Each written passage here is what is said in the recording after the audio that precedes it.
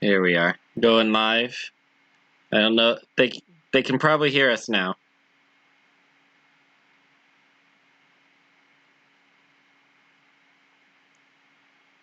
Okay.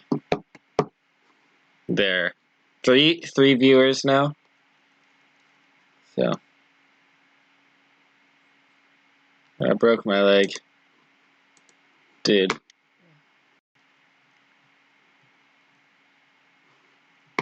Okay.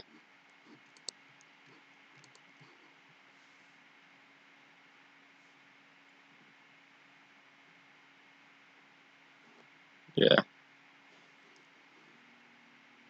I'm waiting.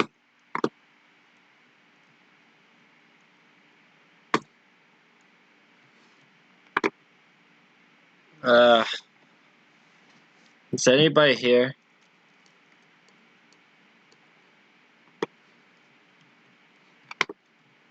Okay. Here. Just a moment. I'm gonna check to make sure they can hear you too.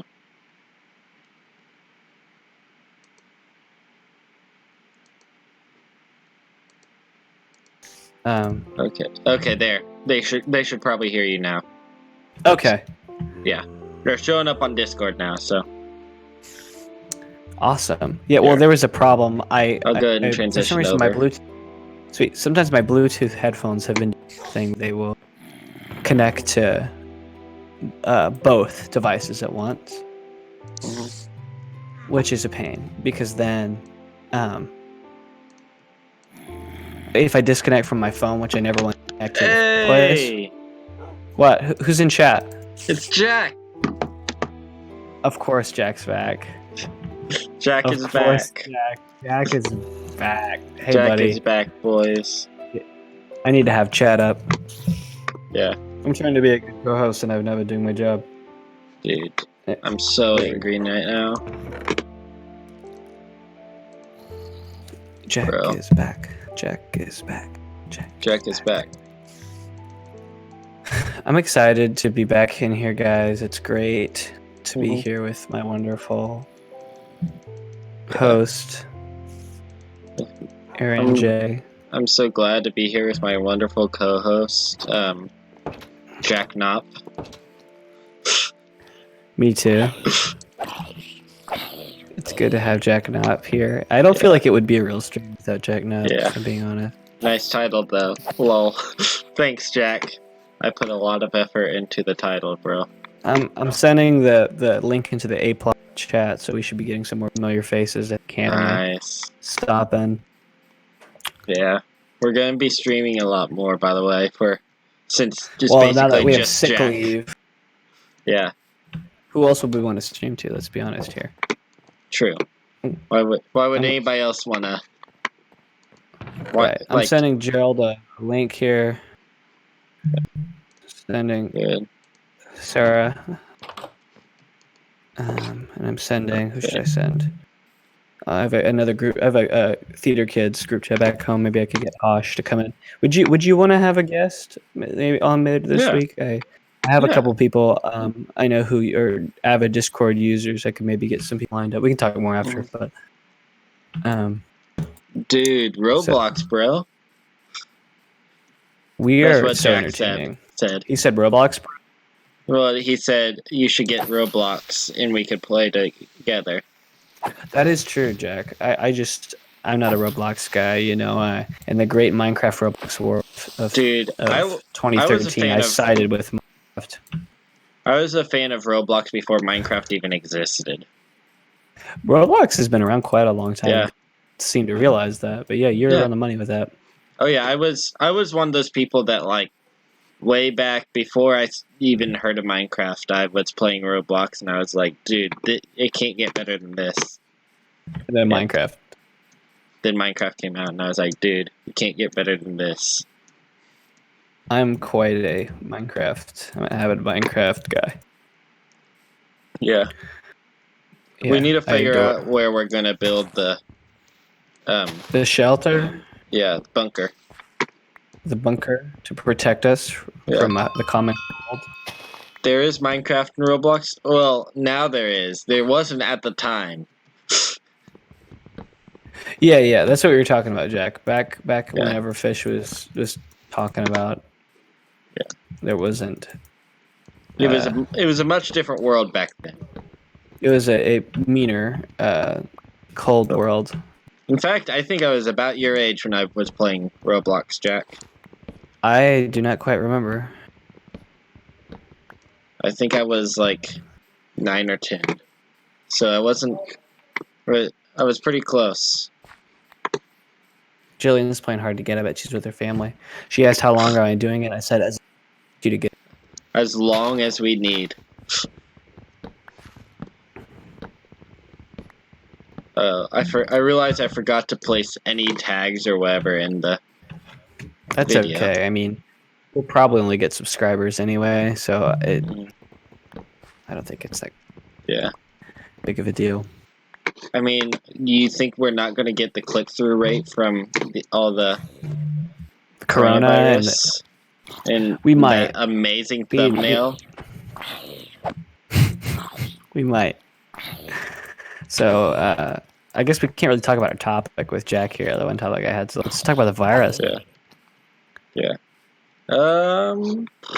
Is it really I know. laggy for you? The game? No, I'm having no problems. No, on the stream side. I can listen. Let me do it on my headset so the world doesn't explode. I found a new channel called All Gas No Brakes. Look it up. Yeah. He's amazing. He goes to different conventions and stuff, and a dorky suit and tie, and he just asks people questions, and they're usually crazies. Yeah. And it's one of the most entertaining channels I've ever seen in my entire life. I saw him go to, like, he goes to Burning Man, he goes to, like, furry cons and stuff. I was watching a furry con one that's so funny. Jason built the bunker here. Yeah. It's almost halfway between our two houses.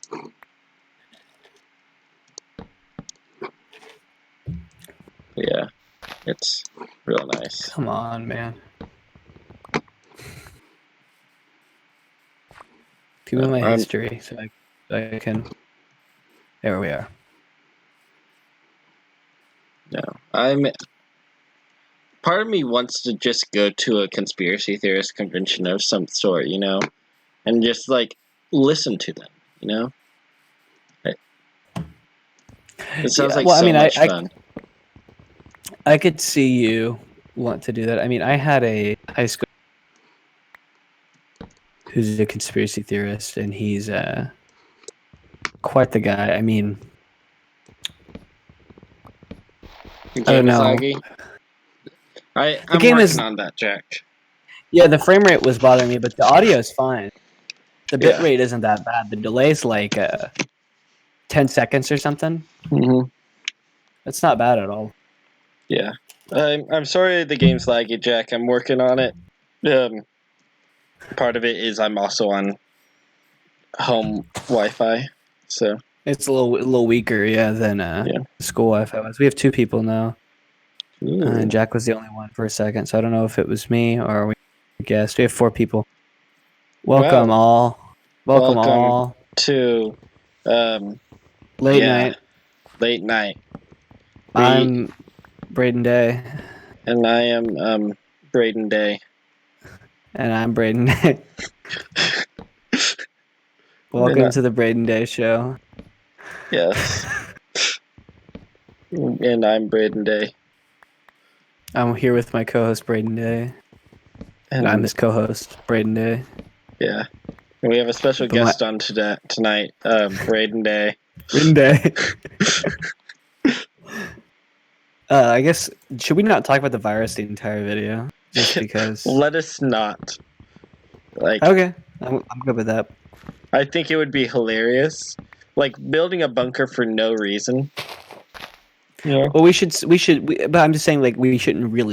you know what I'm saying? Like, I was going to go in depth about, like, how the virus works, but, like, now there's no point. We're building a bunker. We're not even going to see people. Everybody's talked about it. I just want this to be escape for people who are kind of worried about it, you know? Right, that's why you put it in the thumbnail. Yeah, exactly.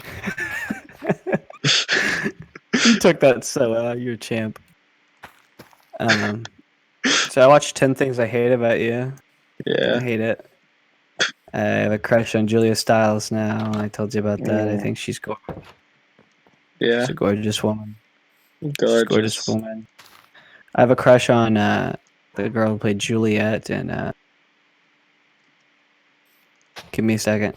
Psych? Romeo and Juliet. No, in Psych. Oh yeah. She's doing Hallmark stuff now, believe it or not. Her career is apparently flopped. And she does Hallmark stuff now. And she's gorgeous. She does not look like she's aged a day. It's crazy. And I can tell by looking at her face, that she's had no work done. Basically. No work done. Jack, do you really dare me to find diamonds? I will find diamonds. I dare Jack to find diamonds and send us in the mail a screenshot. Yeah. Just send me a letter in the mail that has a picture of the diamonds you found. You with diamonds. Real diamonds, though. Blood diamonds. Yeah. I want him to go to Africa and kill people for blood diamonds. Yeah. Do you know what blood diamonds are, Fish? Have you watched? I do. Was the movie called Blood Diamonds? There was a different name for it. I've heard about them. Were they in the South Africa? South Africa? I thought it was Congo. That too. It's just Southern Africa as a whole. Yeah. Because there was a lot of gold and diamond just within the environment. Yeah. That caused a lot of conflict when people were settling there and trying to hurt the indigenous people. And the people there who wanted to get rich quick, they used what's it called? They used the diamond to do that. Yeah. That was their plan to get rich quick, which I don't think is the greatest idea, but no. I mean, I've never killed people for diamonds or searched for diamonds or panned for diamonds. So what do I know, I'm no diamond hunter. I am a diamond. Shine bright like a diamond. So I saw Onward. Ooh, yeah, I saw that. How was it? Well, I mean, I saw that you had seen it. I haven't seen it yet. Yeah, that's what I thought you meant. It's all right. I liked it quite a bit. I think it's really fun, but you ever enjoy a movie more than you probably should have, and then when people start to actually say what it is, you start to get a little offended because it's true. Yeah, that's kind of how I was at first with Rise of Skywalker. Yeah, me too, a little bit. Even though I agreed with him completely, that's kind of how I was. I saw the. I love his channel. Review on it, and he said it's forgettable, and I said no, it's. Yeah, you're kind of right. Yeah, but it was very enjoyable. So I walked out of it and felt good, which I can't say the same about Last Jedi. So. Right. Well, I was talking about Onward. Oh, that too. Rise of Skywalker was not forgettable. Could not forget that if I wanted to. Could not. Cannot forget that Reylo kiss. It will take you an hour to find diamonds. Bet I will find them right now. See, right now. Are we going to build our bunker? Right now. We will build our bunker, but Jack he dared me. Well, find them as fast as you can. I want to build a bunker. I will. Do you want to build a bunker? Come on, let's build a bunker. You never build a bunker anymore.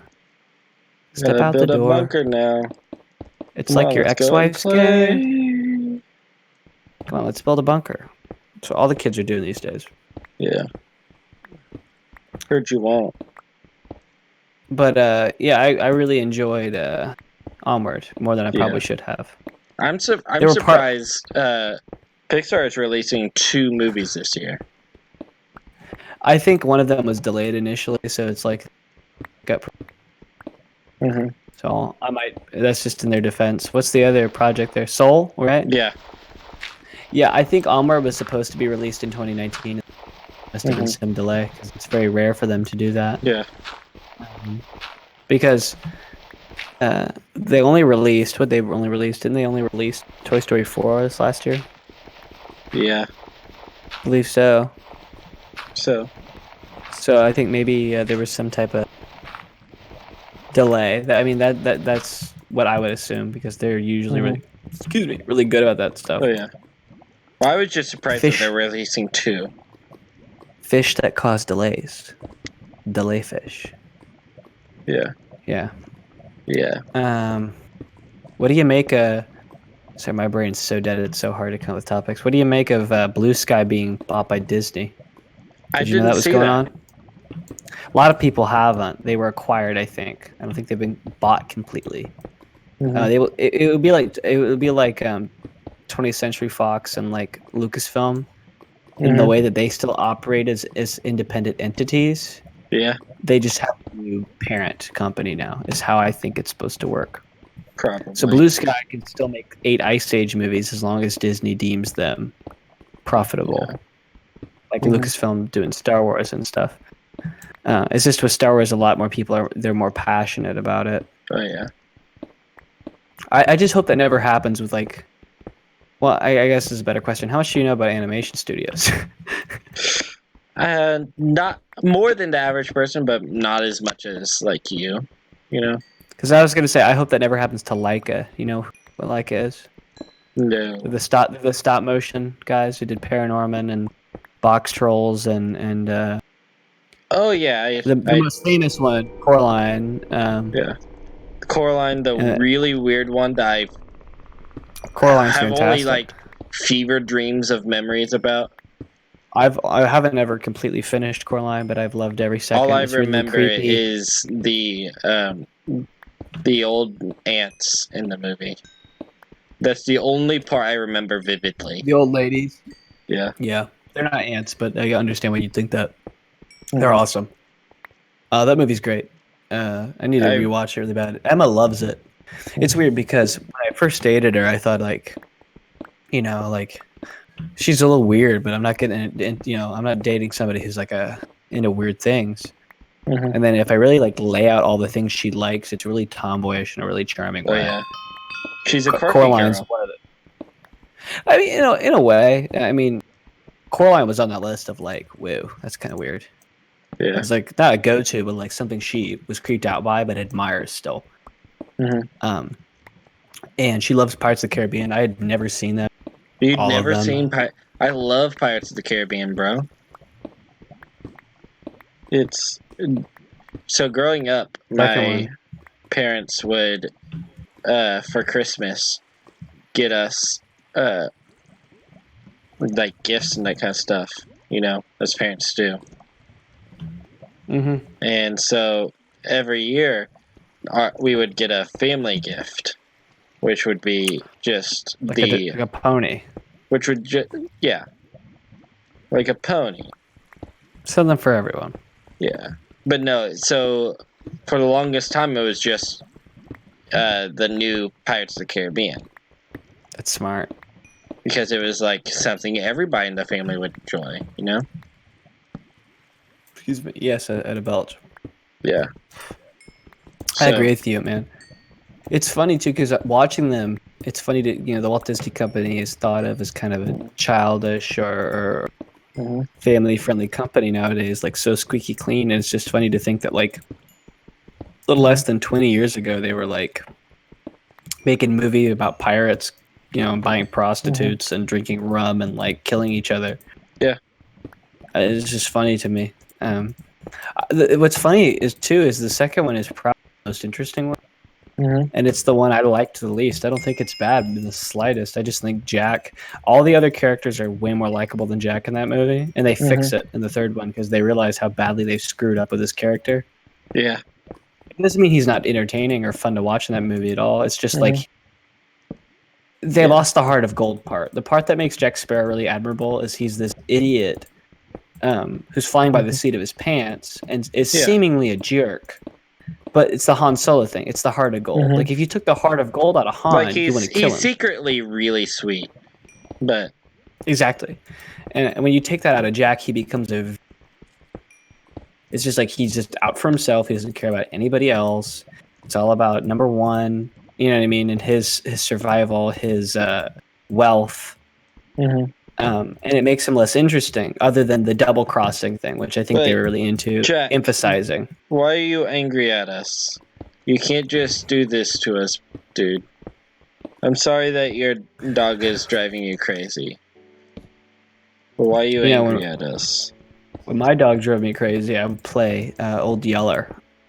Yeah. On one television set. And then to make her more upset, I'd play Where the Redford Grows on another television set. Dude, And Jack. then I would turn the ending of Marley and Me on loop until she shut up. This comment that Jack just said made it YouTube redact it? No. So it said held for review. I will make you poop your pants.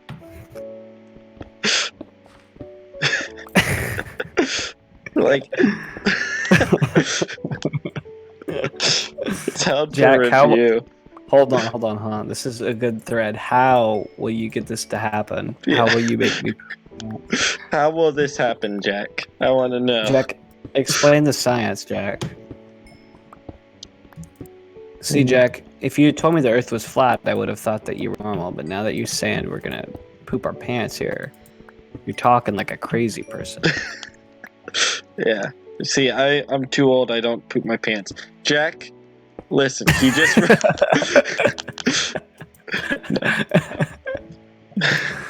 see, dropping the N word. What's going on here? No, he redacted the. I will make you poop your pants. You know what keeps happening? I bet he keeps. He typed that twice and then he redacted, and/or he started to type something more vulgar and then he got doubts. And it just went. I'm not even gonna. Yeah. This silo is actually about as high as my house now. I think it's just gonna be a storage unit in general. It's gonna be a giant place. That will look way too nice. I'm trying really hard here to find diamonds. Jack, I don't know why you're so angry and why you want to pants so badly, but frankly, I think it's immature. I think it's off base. I think it's very cruel. It's very cruel. It upsets me on a deep level. No, Jack. We're being nice. Jack, I am frankly very upset with you. No, Jack is threatening to leave the stream, guys. Who's guys? It's just me. Guys, Jack is threatening to leave the stream. Look, Jack, frankly, tears are rolling down my face. At the moment, I don't know what to think. You know, my life is flashing before my eyes. I'm gonna send this to Boris. Hopefully we don't get him in the Discord, but Yeah. I'm just sending it to people who I know wouldn't be doing anything at this hour because they're either weirdos or just very bored.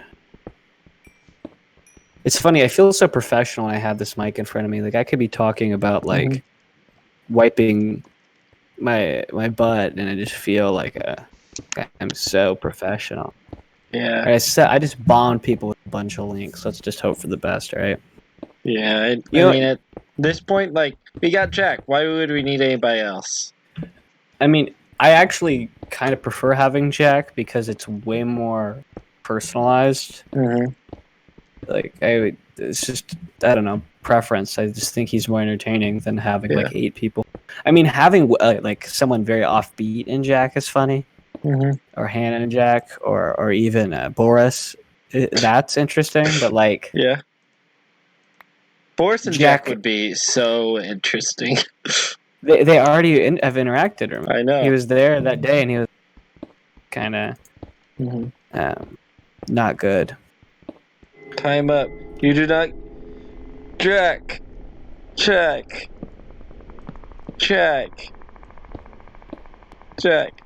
But diamonds.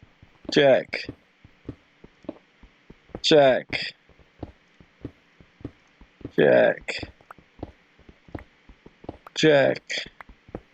Brady. What? Is it gone? No.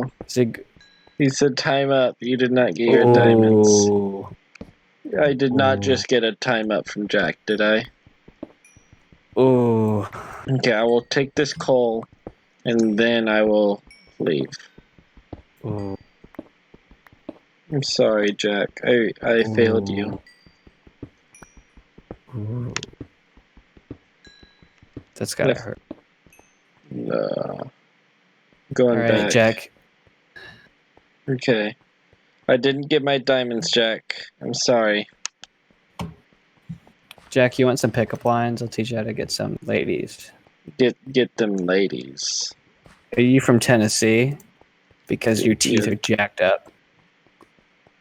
In your Are time, you it from? has been an hour. Has it really been an hour? It has not been an hour, Jack. You're a Jack. liar. If the court reporter reads back, you'll see that you did. It has not been an hour. I think this is No.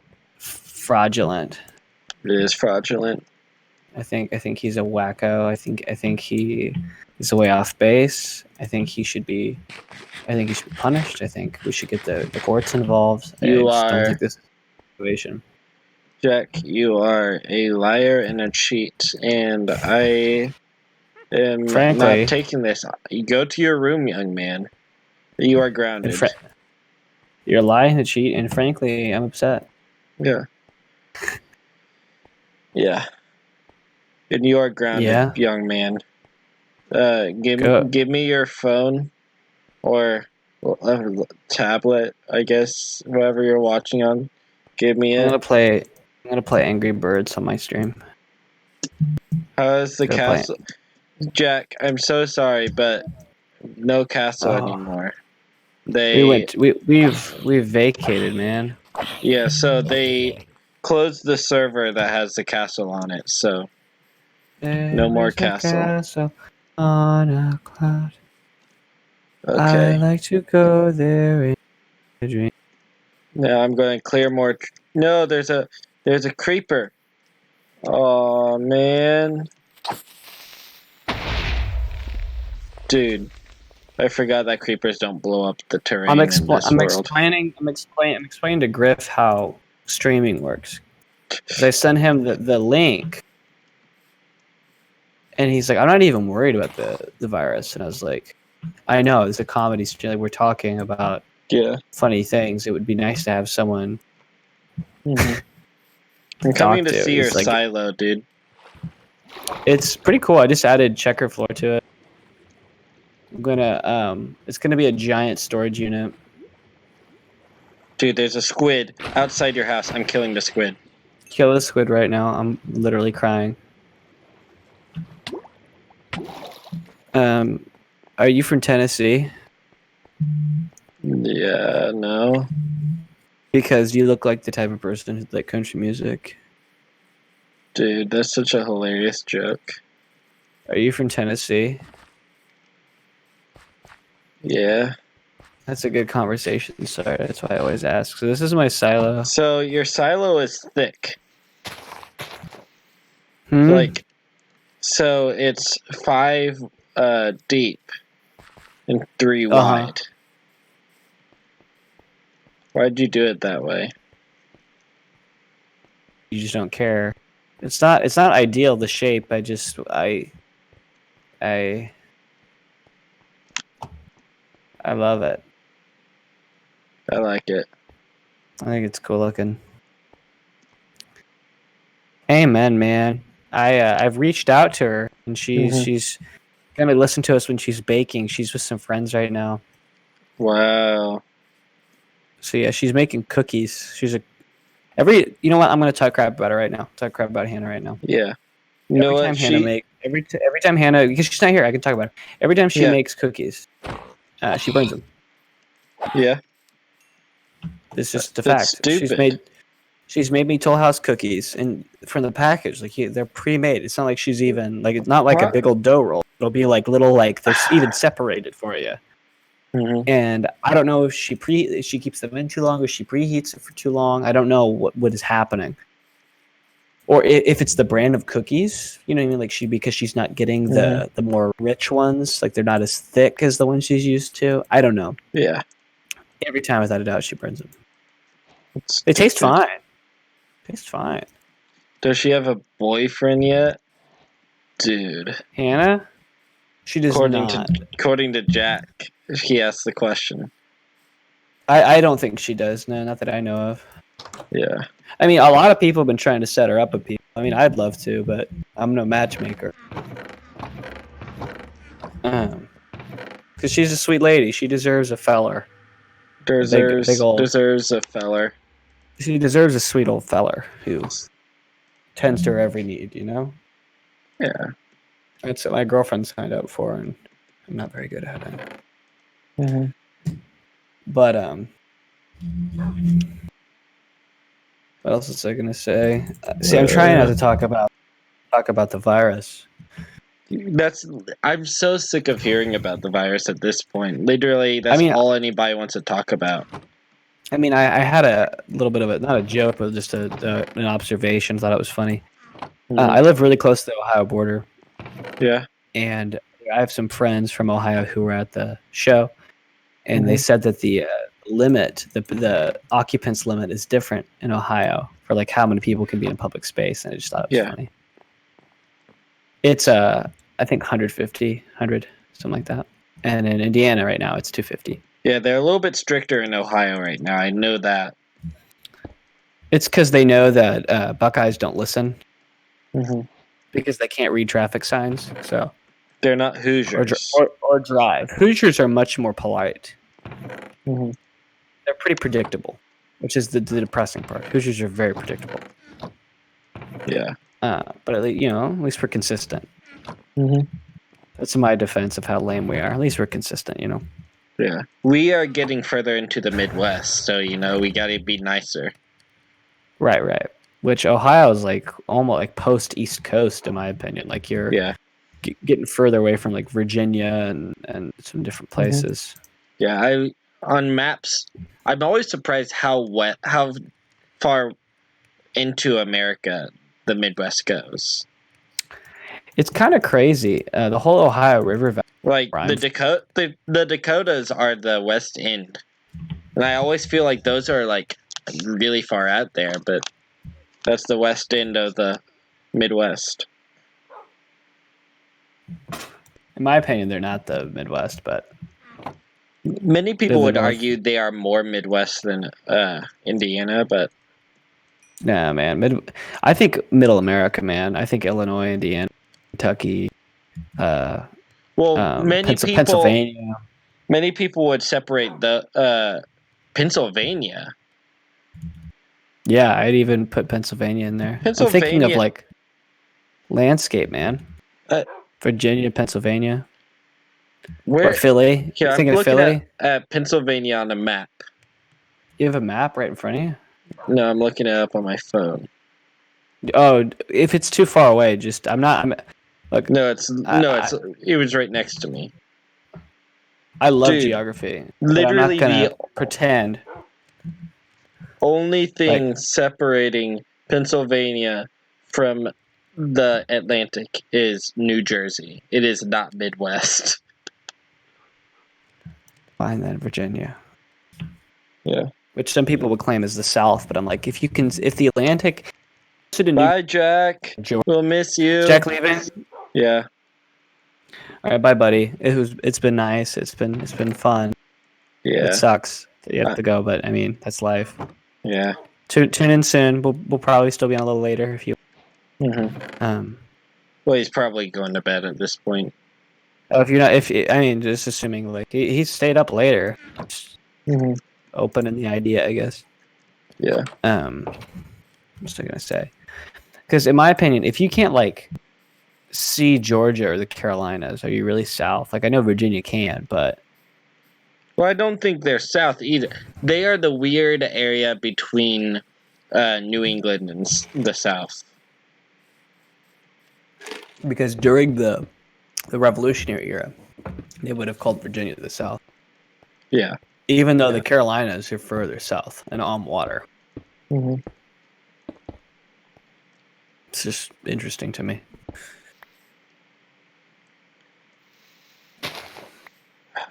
But yeah, what's your favorite colony?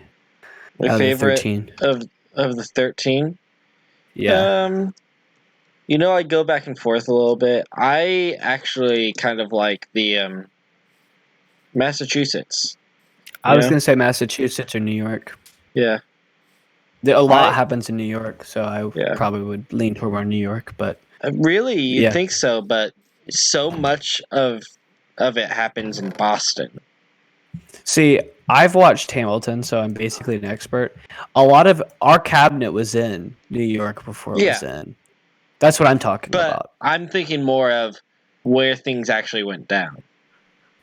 Yeah, that's just one city, though. I mean, a lot of the things that I agree with you that that's an important city. I'm just saying a lot of the things that we have recorded in Boston have happened in other places during that era, like protests and tar and feathering loyalists and stuff. That happened everywhere. I'm just saying Boston was such a loud vocal place that that's what bubbled to the surface. But other than that, I like the northern New England feel, which New York kind of gets there, but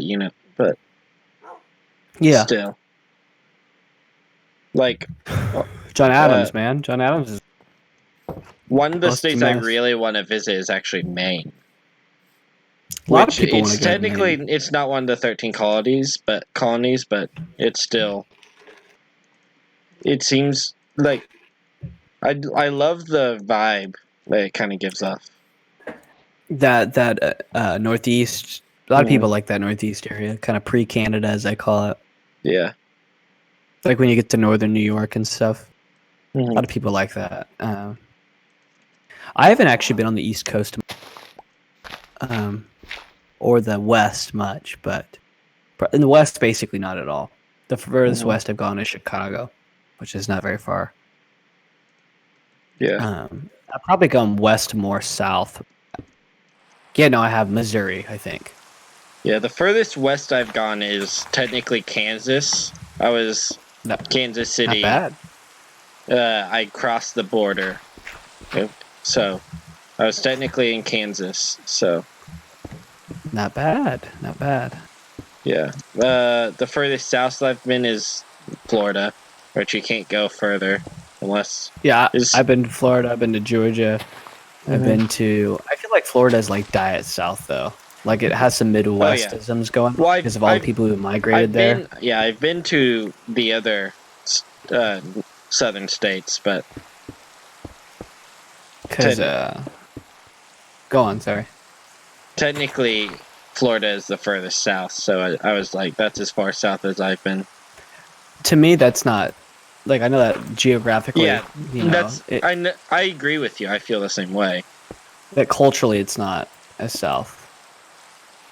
Because like when I went to Louisiana, is when I felt in Mississippi or in Alabama, or when I felt like that was in the South, the real South. Because I've been to Georgia, which you get that a little bit, but I mean, if you go to Atlanta, you don't really get that vibe. And when we were in Type B, I kind of felt that way too, because it's like it's a tourist trap, but it's not a corporate tourist trap. It's just a tourist trap. So you tend to see a lot of people who they're living it. My restaurant is off the beach, and I have to do this, or my restaurant is in town, or it had a nice local, as local as you can get, vibe out there. And I even got the kind of idea that it's like if I had to stay here for like months, I would enjoy it because these people are really interesting. Oh yeah, and really down to earth, and way different than if I were to go to like Siesta Key, or some other places in Florida. Because Florida tends to be more sanitized because they get that's the Sunshine State. Everyone wants to go to Florida for vacation. So when you go to places that are tourist traps, but in a different, what I mean, like in a more local, trashy way, for lack of a better word, it's more enjoyable. Like if I can't find a Waffle House, I don't think it's the South. For me, it's if I can't find a crappy, either shady-looking fish market, shady-looking taco place. I wouldn't quite consider a fish market because I think that's very Louisiana. But when I think of South, I don't think of the fish at all. Oh, I think it's seafood. And I think I don't think of seafood at all. I think that's the opposite of what I would find in the South. I'm just talking about when I was in Tybee. Yeah, That's just and what I think I right now. imagine I know. because you spent a lot of time in like Louisiana and that kind of stuff, where they would have fish markets and. Yeah, the taco place thing still rang true. Even. Oh yeah, even I agree with the taco thing. It's got to be a crappy looking. Probably has good food. Just looks really bad. Yeah. Like, I wish we had spent more time in some of those little cities on tour. I mean, I went to Falkville, Alabama, which is like a speck on a map. I went to, what was the town of Louisiana? I have pictures from it when we were on our way to New Orleans. There were just these little towns that like they hide all this American culture that act like it's so noble, but you don't get to see in the Midwest. This different world, just a different world. I remember eating McDonald's with Gerald in Louisiana. We went to a dollar store, and it was just like so funny. Like we went to, it's where I bought my sunglasses. I still wear because I love them. And I went to this dollar store, and the music in there is really weird. Like we all keep commenting on like that we can't like. It almost sounds like the music isn't central.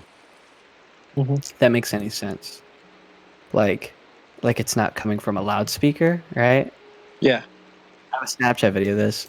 I finally found it's just a radio. It was just like a little radio. Like a cheap 2000s-esque radio, and it makes me laugh every time I think about it, but that's exactly what it is. It's so goofy. And it was just playing pop hits of the, what was popular at the time. This is so goofy. They're so shameless. Like I could have turned at any time, unplugged it, took the antenna out, kicked it, knocked it off a shelf. It was just sitting in one of the center aisles on top of a thing. It had a couple CDs next to it too. That anybody could have just taken. There was a lost dog sign. Yeah. I remember it had a chihuahua on it. That was really ugly. And I kept making a joke that like someone had eaten it because we were in the South. Why did you think somebody ate it? Because I just thought it was I just thought it was the funniest thing to say in somebody's jambalaya.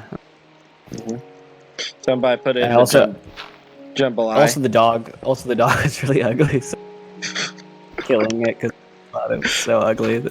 I love ugly dogs. You ever seen an animal that's so ugly that it's cute again? Yeah, a little bit. Like that's kind of how I feel about a lot of like pugs and that kind of stuff. Yeah, I think they're genuinely cute. No, I feel like Chihuahuas are genuinely ugly, and that's why I think they're cute. I do not like Chihuahuas at all. I love them. They're bulbous little eyes on their head, and they have these little rat faces. They're really funny looking to me. Whereas I think pugs and bulldogs are actually... I think a bulldog is genuinely ugly. Yeah. I think their scrunched up nose makes them look ugly, and that they just become cute because of that. You know? Yeah. Also, their genetic, bloodline being like dead effectively is probably pretty cute too. We've screwed up bulldogs, man. Look at pictures if you're really bored. Like we've really screwed dog breeds up. Oh yeah. If you look at like, I probably showed you this before, but if you like Google like English bulldog, and then you pick like a year, like English bulldog 1830, and like a photo, and then you see them now. They're like man. We've really screwed them. Yeah. Inbreeding to make purebreds. They've changed them so much since we started that. It's just like these aren't the same breed anymore almost. Yeah, it doesn't even look like the same dog. It's just there's more mutations in the gene. It almost looks like they're like dissolving. Like the breed is melting. I'm just imagining this dog just melting like the wicked witch of the West. Oh my god. So do you want to hear my pickup, my sex secrets I was projecting? Oh yeah, so now that jacket's gone. Divulge So men Yeah. are aroused visually. It does not take a genius to figure this out. What? Men are aroused visually? Who does that? I'm being blunt. It's just the truth. Men tend to, like, if you most men generally, they look at things that are sexy to them, they get aroused. It's how brains. Women aren't as visually agreeable when it comes to that stuff. That's why like some women can. That's why women can eye guys up in a in parentheses sexual context, like in a like. How do I put this? Men were evolved because I'm trying not to be sex care because gender equality, right?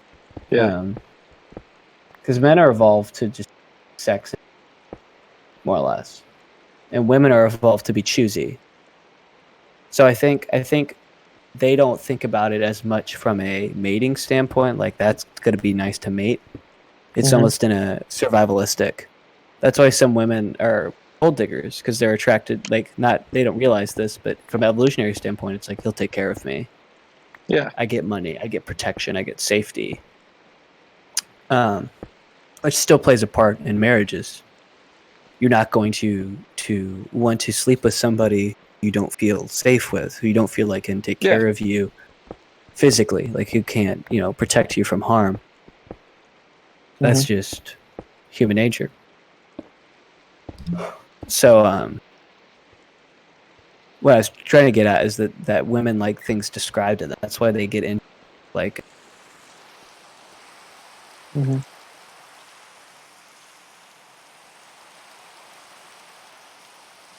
Talking to my girl. But yeah. So that's why they like novels. As I was gonna say, you that up. That's why they like novels. They like having it described to them, which I kind of learned the hard way the other day. I was texting my girlfriend, kind of like play type stuff, and that was more effective than if I were like fully clothed, just like no, if I were naked, like doing push-ups, like that was more effective. It's just interesting to me. Because like for a man, all you gotta do is take your clothes off and I'm in. Like I'm interested, or imply that that's going to happen, and to some capacity, that it's going to escalate. Yeah. But for them, that doesn't matter. They do like the anticipation and the teasing part. Like the visual aspect is important, but it's not the driving force. At least not all the time. I get that. It can be a factor, duh. But I'm just saying it's not all the time a driving force for these creatures, and I just think it's interesting how little that plays as much of a factor as people think it does. I get that a lot. Like a lot of the girls I've noticed that like me will do the thing where they like sit there and just listen to me tell a story. And so like just like just I'll listen to you while you do something, while you talk about that. They're just communicators, man. Yeah. And so it's like I think, I guess since we're getting into Battle of the Sexes, I guess we can keep bringing this up, but I just really think that women were either created to or evolved. I guess you can argue about how this happened. I think it's probably an evolution thing. But it totally could be just something that is just innate. I think they're better at communication in general. Not just with emotions, but just like, have you ever noticed that like girls can talk across the room without saying anything? How about this? They are better at personal communication. Because I feel like there's certain types of communication that men tend to be better at. But okay. I'm in the camp of they're completely the time, like almost 100%, except occasionally with some people emotional. That's what I would argue. I've noticed that women read lips better. Women typically can write better. They can read better. They just are better at communicating in language. Makes more sense. I know more bilingual women than I know bilingual men. They just get communication. Whereas men, I think, not that they aren't, that they can't be communicators. I just don't think they're as predisposed to that. I guess that's what I was. What I think of more is oftentimes, like, I've not that there aren't good female like speakers and good female like pastors and that kind of stuff. There are good ones, but also at the same time, most of the pastors who I like the most tend to be male. And sometimes I have to sometimes I actively seek out female pastors and motivational speakers and that kind of stuff. But I feel like while they are good at personal communication, that kind of widespread, kind of motivational, like speaking to the masses type thing tends to be better. Men tend to be better at it. Not. I'm trying to choose my words lightly here because I don't want it to sound like I'm saying that women aren't all like, good public speakers. Is that what you're saying? Yeah. You think that men are naturally inclined to be better public speakers? Yeah. That's so. I don't know whether I agree with that or not, but I know where you're coming from. Yeah, I feel like men tend to be better at speaking to large groups of people, while women tend to be better at more personal, one-on-one type stuff. I would agree with that for the most part. In my personal life, I've seen that. Yeah, like I've noticed that in my personal life too. Like because even like my mom and my sister are really good at speaking with people. They are just really good with people. While me and my brother are good with, like, talking to larger groups of people. Like, my mom told me straight up she could never publicly speak. But she also is one of the best persons to kind of, like, talk to on a personal level. It's interesting because it's like, have you ever met, like, these girls who, like, are wonderful communicators, right? Yeah. But they're not necessarily good speakers, or maybe they're good leaders, but they're just not good speakers and stuff. Mm-hmm. So it's almost like they have someone who's with them, like a friend, whether that's male or female, who is like their interpreter. Yeah, spokesperson was what I was trying to say. That's on the money too. So I'm getting so much stimulus right now because I got off Minecraft. I'm looking at the YouTube main page and getting text and stuff. I had another thought, and I think it's going now. What was it? Because this topic is really interesting about the battle of the sexes and differences, natural differences of the sexes here, because they are different. Believe it or not. Yes.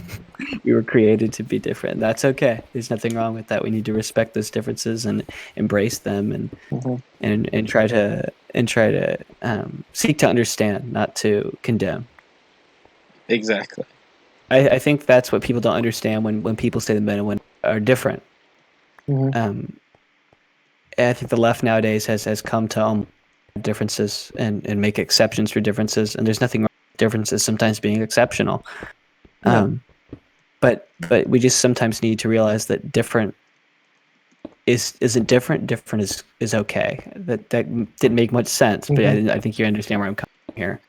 So, like, sometimes different. Acknowledging that things are different isn't doesn't bad. mean less. Yes, that's exactly where I was going. Sorry. Yes. So just because women are different than men doesn't mean that we're saying women are less than men. That is exactly where I was going. Dude, hold your horses. Is someone in the chat here? Yes. Who is it? Bro. Who is it? Do you not know who it is? Do you not know who it is? Gerald Potts II, bro. We got Gerald Potts 2 in here? We got Gerald Potts 2. Okay, let me pull up my chat on my computer because I'm done playing Minecraft because my arms are hurting. Yeah. Because they've been sitting on my... Excuse me. They've been sitting on my table all this time. Mm-hmm. Dude. But I'll definitely read. He's saying, bro. Bro. Dude. So let's continue. Yes. Dude. So women are so much... No, I'm not even going to pretend to say that. We're on the internet here.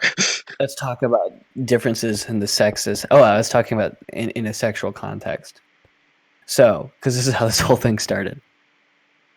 So women like to have things sometimes Yeah. laid out for them. Mm-hmm. Like, my woman said to me, actually, I won't even get into it.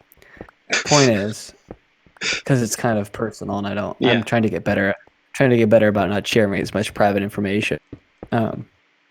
It's my mid-year resolution because I kind of had a discussion, for lack of a better word, with my significant other. She's like, you overshare quite a bit, and I'm not sure I'm always the most comfortable because you don't have my take, and I know I don't know the context, but she's like, you don't always have my approval on these things, and then you just divulge this information, and I feel like sometimes it gives people the wrong image of me, and I was like, that is totally fair. So I'm trying to be more private, my personal life, and and I totally get that in relationships, and I think it's a good thing. I think it is actually a good thing, because then when things are important, people will know because I'm going to tell them.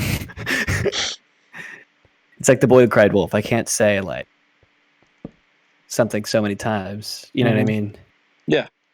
It doesn't mean anything then. If I tell you about this thing, it's whoa, he's really serious. Yeah. See, me going into ministry, basically my whole life will just. It's impossible to keep it all private, And that's okay. I mean, yeah. So I could run into a similar issue. I mean, being a, in parentheses, possible public figure. I mean, even my community, I figure sometimes. I talked to a lot of people tonight who know who I am and know what I represent. Yeah. And it's sad to say this, but if they had known some of the things I have done in my personal life, like shortcomings and mistakes, I don't know if they would think of me the same way. And I know that's a broader spectrum topic, but I'm just saying it's just an observation. And I think people I feel like if you don't feel that way in your life, I don't know if you're functioning properly. At least like a little bit. We all have at least a little. something where, like, in certain places where, like, like, we don't know if this is gonna be, like, they wouldn't look at me the same way. Yeah, like I worry about my in-law Brady Day show. Yeah. That's one of my genuine fears, because I'm like, what if when the show comes back in the summer, like, it becomes more part of my life again, and I'm advertising this left and right. What if one of them sees it and they just don't get it? They don't understand, and they just assume that I'm this crass, hateful person who is immature and inconsiderate and irresponsible. It's like, I think you're misinterpreting this, but I don't. Again, it's not for them. Yeah. And so that's kind of how I feel about, like, whenever we live stream. I don't really share this a lot with a lot of people I know, because it's like there's some stuff we talk about here that, like, I don't want an old lady from my church knowing about, or like that's fine, man. That's fine. People who know me from camp. It's just like they might not understand. Yeah, as much as, like, they totally would love it and that kind of stuff. There's also, like, part of me that's like, well, you don't know this part of me though, and that's okay. But, like, oh no, I'm tired, bro. I know. So, but for example, like, speaking of Gerald Potts II, the whole movement. What about him? Movement 1313. Yeah. Our shameless plug. If you are on the stream and you don't follow us on social media, go Please follow do. us at Movement 1313. Literally, like, Instagram, Facebook, everywhere, bro. Go follow us. But there's a lot of people from my hometown that I don't really share a lot about it with. One, because like they know me as like the quiet kid, and so like Right. And quiet kids shoot up schools. They're yeah. But it's dangerous. it's not that I don't want them to know about it. It's that they won't take it as seriously. It's kind of like if I were to work as a youth pastor at my at the church I grew up at, no one would take me seriously. So I would just like it wouldn't work out very well, Mm-hmm. Kind of reminds me of the story from the Bible where Jesus went back and started preaching at Nazareth, where he grew up. This is where he's from, yeah.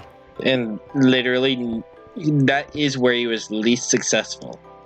Because imagine some kid from your hometown coming back and he was like, I'm the son of God. Yeah, like I'm the Messiah. Would you believe him? Like it's not that he's a not trustworthy kid, but it's like, dude, I grew up with you. Yeah, it's like, or he graduated 2 classes under Pinder. Mm-hmm. It's like, do I listen to this guy? That's another thing I don't think people are realizing. Jesus wasn't a rabbi here.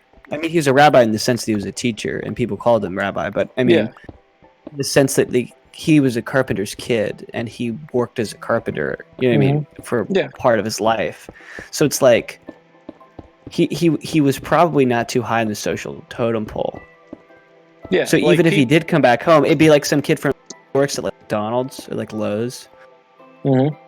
Maybe the son of God. Like, who's going to take the guy from Lowe's or Ace Hardware seriously? Like you know him, and he was pretty respectable, but it's like he was a really good guy. Yeah. Or I think to give Jesus like a mechanic. Or like, more personally for me, for like the guy who worked at the local bakery, like you see him every day, you're like, he's a cool guy, and then how does that qualify him to claim that he is going to save all of them? Yeah, like so like I mean, we could dwell on this idea forever, but I see your point. But yeah, that's kind of how I feel about going back to my like teaching at a church in my hometown. It's like, I would love to. The bunker's looking good. Thank you. The bunker's looking real good. Are you behind my house or something? I'm between our 2 houses. Okay, I'll come check it out when I get back on the game. Yeah. That's a nice bunker, though. Mm-hmm. I need to get more. But I see your point. The idea of like, I'm not successful where I'm from because there's kind of a predisposed reputation there. Yeah. And that can kind of cause. And so, yeah.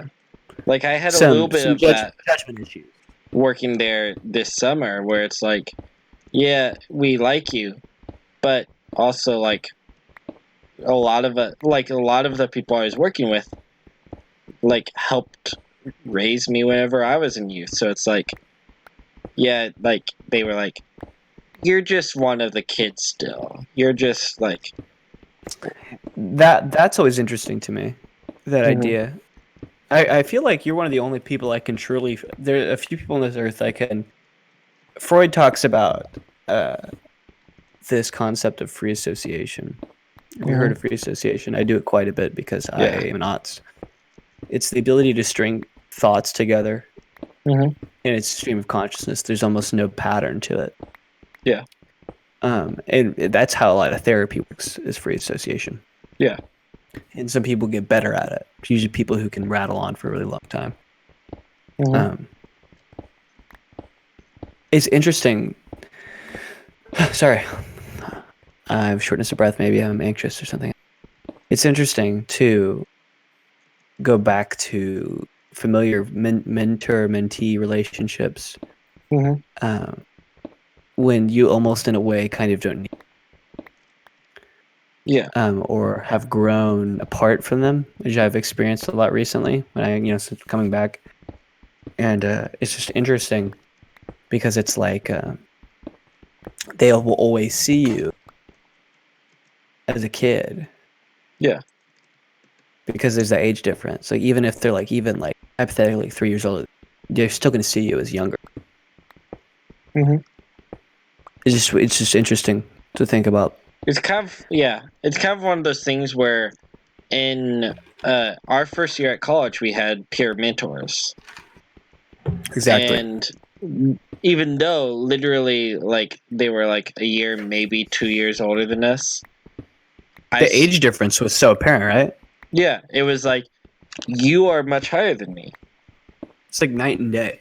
Mm-hmm. Like you could not miss even the though age difference. Literally, like now I know so many people their age that it's just like, you can't mentor me at all. But like, because we were introduced as they were my mentor, I now can't look at them in a different way. I also think there's the element of us being so young. I mean, when I came to school, I was freshly 18. Oh yeah, like we were both really young when we came to school. So it's like, I was going to ask you. This is a topic change, but I had a feeling that it was going to yield the same results as far as us. Yeah, just talking about being young and mentored. I think this is an interesting thing. How do I put this?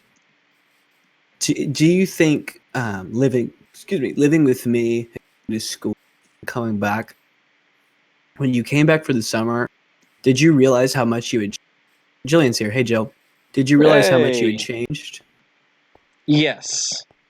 Did it weird you out at all, or were you privy to it? Did you think it was kind of fun? So coming back to campus after the summer, is that what you're referring to? Coming back home, going to camp. So yeah, going to camp after the summer was really, really interesting because it was like. Well, I mean, I just mean after school. Yeah. In between freshman year after school, that's why. What was the status quo? Yeah, what did that feel like for you? Is it kind of weird? It was kind of weird, you know. For in a way, it was like, because there's so much in my life that happened that none of them were there or know anything about. And then it was like one of the biggest things was all the people asking like, so how was your summer? I mean, how was your year at school? And so like part of it's like, I want to get into the conversation, like, yeah, the school year was rough and that kind of stuff. But then like, you didn't experience anything that I experienced. And so like a lot of, which was a weird first for me. Because like for me, growing up in a small town, basically everybody I connected with had experienced, like if I went to an event, basically everybody else in the town either went to the event or knew somebody who had gone to the event. But whenever I came back from college, it was like, this is a whole different side that none of you experienced. And I just have to walk with it as if, and like pretend like our like dynamic doesn't change at all, you know? Yeah, it's interesting to me because it's like when you're going between these worlds, it's almost the other one. It expects you to act as if the other does. Yeah. Which, and I don't know why that happens. It's just, I think something we get heads. I don't think it's as much of an issue as it actually is. And I mean, like, I'm surprisingly good at that kind of stuff, like going between worlds. It depends. For me, it's easier if I have kind of a point person for that, like someone who grounds me in either world, in parentheses, who I connect with on a deep level. But I know where I am. One thing that kind of concerned me was my connection with Sam was different after the summer. Was it bad different or good different, or you just don't know? I don't know yet. Like, it was one of those things where him going to Purdue and me going to AU, it was like almost night and day difference, you know? I mean, yeah, I have friends who go to public school, like night and day, really different. And like, we still connected unnaturally about some things, but it was also like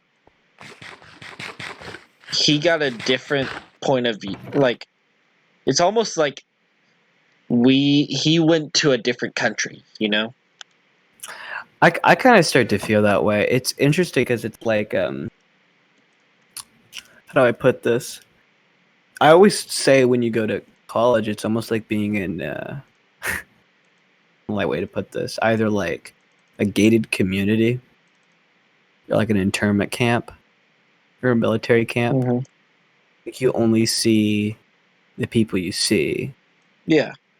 And you don't get to go to the outside very often, or you choose not to go to the outside very often. It's just easier. Mm-hmm. So it's just funny to me because it's like you go into. I literally call when I go home the outside because that's how it feels. It feels like an outside for me now. Mm-hmm. Yeah. I'm getting more used to the transition, mind you, but it does feel like an outside. Yeah. One of the big things was like my connection with you, and that kind of stuff. Mm-hmm. And so it was like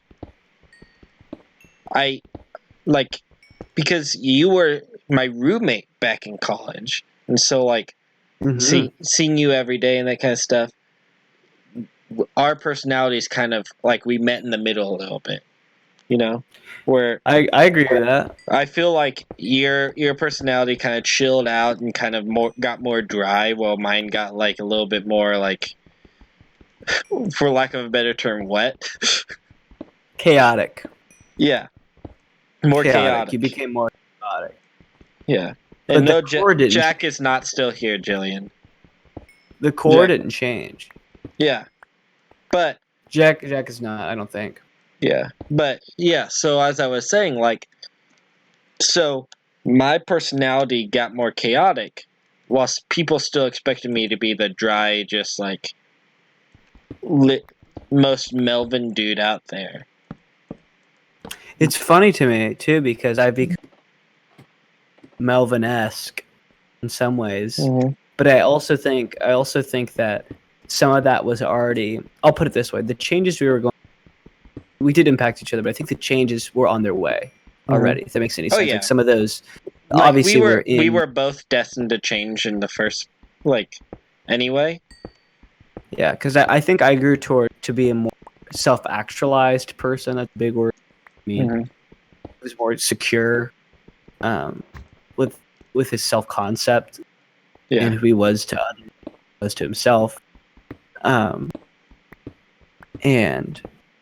I think there were some good things that came out, bad things. That. And now that I've learned the bad kind of this last semester and everything, I've really reaped the benefits of it as of recent.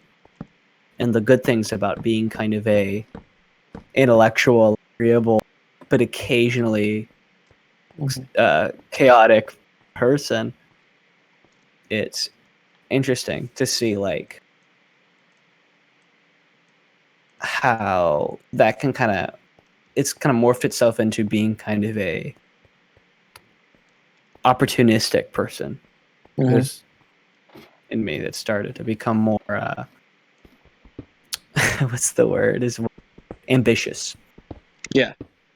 Like I have not been in the past. It's I think the confidence that follow through is the thing that will actually.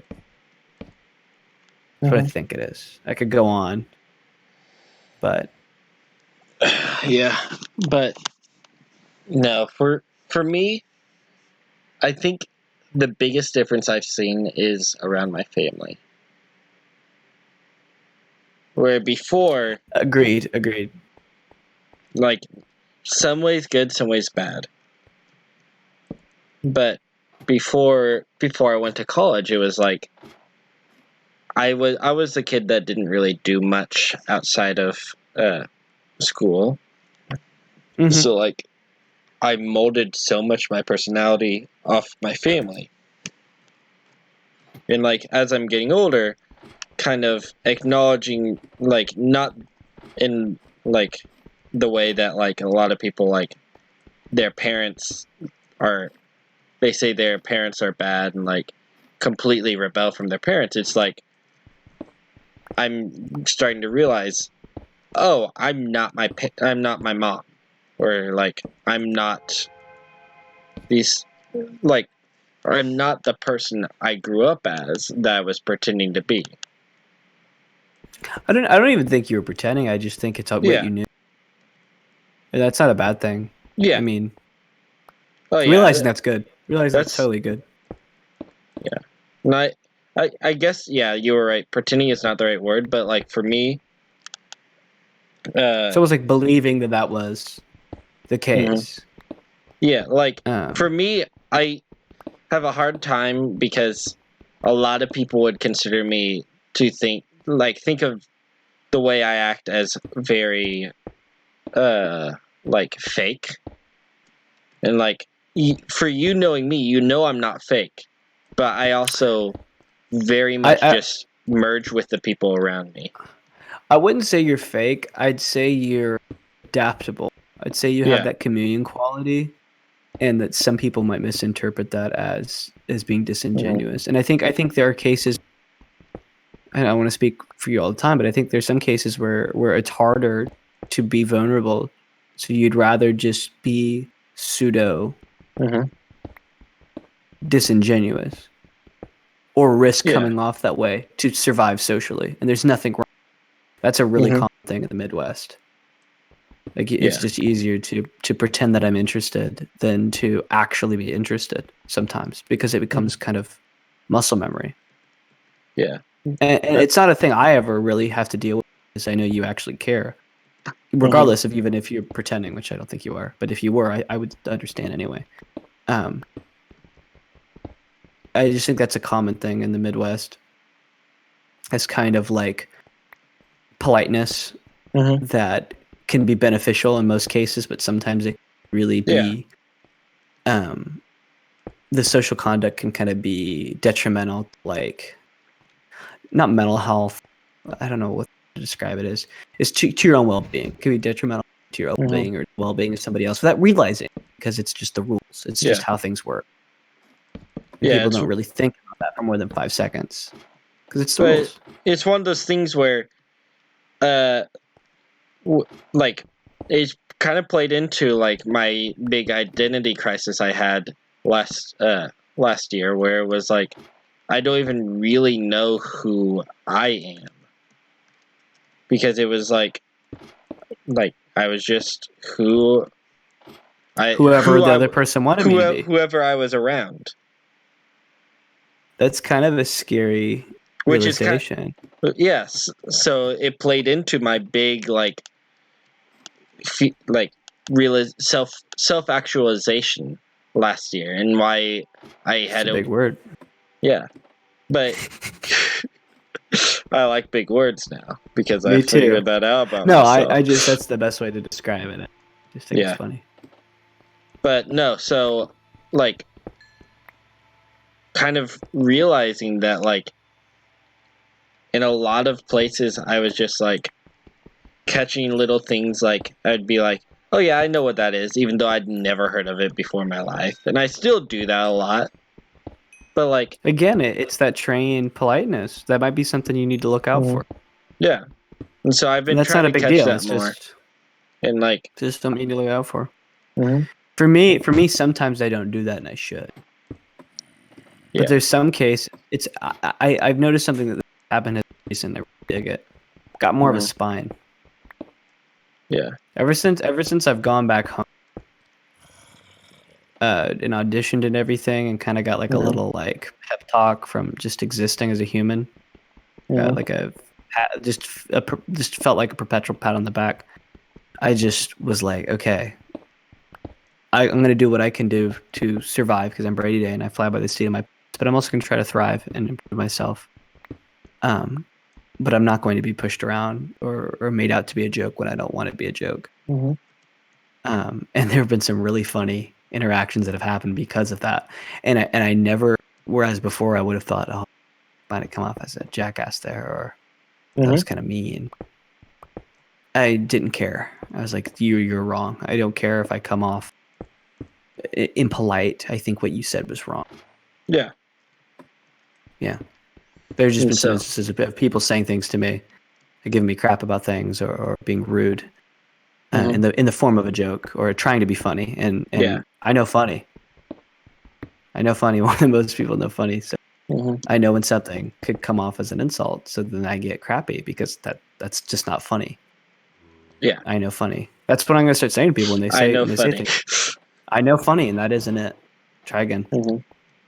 That's kind of. I had this conversation with a friend the other day. She was talking about how her boyfriend, like, he has been having a lot of like, kind of like issues with self-image and that kind of stuff, and how he often becomes the butt of a joke, which like I played into that a little bit, but it was like part of like the way I grew up. It's the way my family was like, you're in the family now. Like if we make jokes about you, then that means we like different. you. It's different. And so it's different. Yeah, and so like because you understand where the line is though with family. So I was like having this full on conversation because she was like, I tried to. It's becoming to the point where like he acts as if it doesn't affect him, but she was like talking about how like she mentioned him to one of her professors, and he was like, "Oh, I know him. I really like him," and then he wouldn't believe it himself. He wouldn't believe that somebody like that would say something nice about him. I think this is a more broad topic, but I think men's body image isn't something that's talked about enough in culture. Oh, yeah. And it needs to be. It needs to definitely be a thing. And I think Zoomers and millennials are now and wish that their fathers and grandfathers would have had this conversation with them about body image, because it's a little late in the game.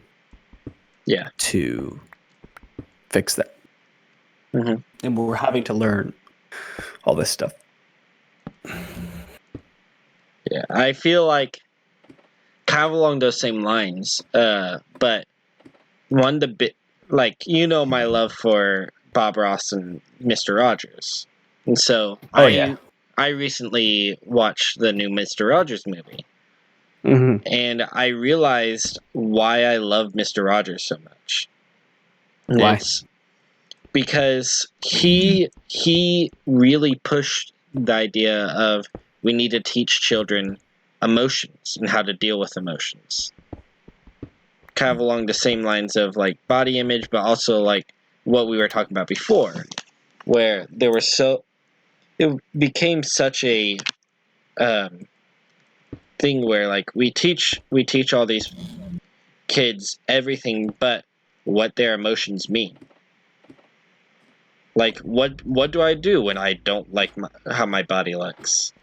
And right. Or what do I do when there's someone? So that is one thing that like Fred Rogers did. Yeah, he was the one teaching our kids what emotions are, and that's something I didn't get until I was much older. And the sad thing is that you wish you would have had that foundation. Yeah, where like I understand now how my emotions work, but I didn't whenever I was growing up as like a teenager and first experiencing a lot of really weird emotions. Sorry, one of my friends who is younger than me just got porn botted. She's like 13, and she goes to my church. She's a sweet kid. She just sent me a OMG was girl in a leotard, like some lingerie thing.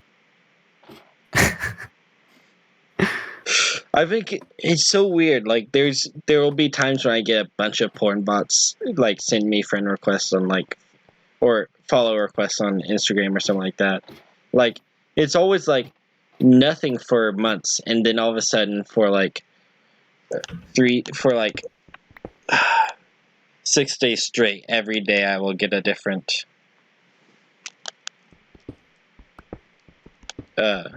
porn bot being like, "Hey, look at my images here," and I'm like, "No." Oh, it's goofy, man. I mean, I could go on and on about my interactions with porn bots. There was a podcast I never released with me and Elijah. We interacted with one, and where he had been DM'd by this African guy asking for money. He was supposedly a missionary. There was no evidence at all about any of this guy's stuff being true. Yeah. He was supposedly a missionary. He would like incorrectly quote the Bible constantly, or like misreference, like be a reference, but like it was general enough to where someone who had grown up in a church or it just wasn't an informed person, and it just made it funnier to me. It was obviously not an educated person. Yeah. That's a nice trend. What? I'm on Twitter. Things you say when you come. That's nice. That's a nice. Yeah. Why is this trending? I don't know. But but by the way, the chimes are from the game. It's not any of us being outside. But no, so I forget what I was gonna say. Something about porn bots. I just think they're funny. I just think they're really funny. Where's I going with this? Oh, go on. Sorry. So, I thought it was really weird. So I found somebody I used to go to school with, and I guess a porn bot had hacked their account or something like that. Mm-hmm.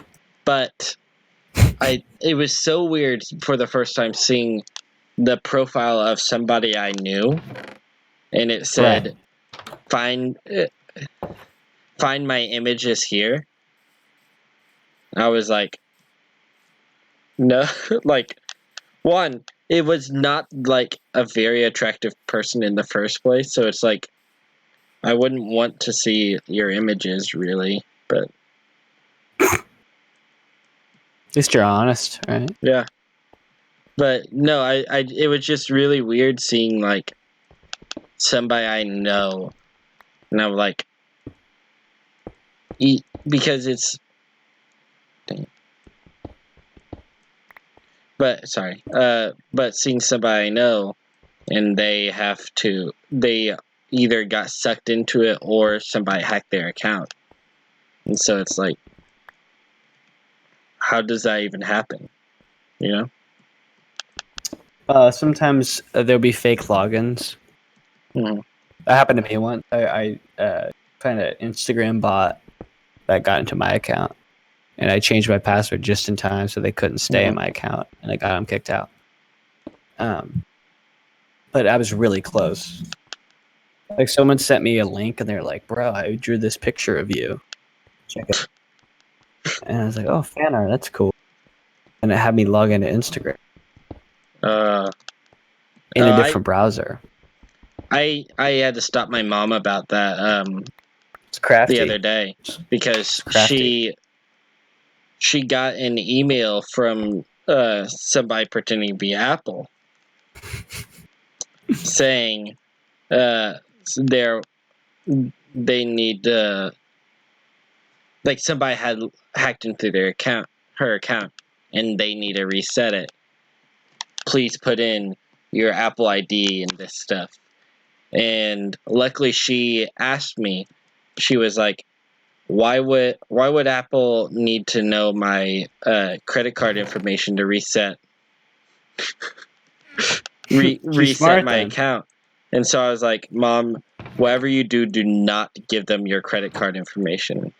She was like, why? I was like, because they're probably not Apple. And she was like, they look really official. Are you sure?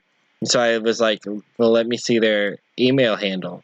And it literally was just a series of numbers and letters.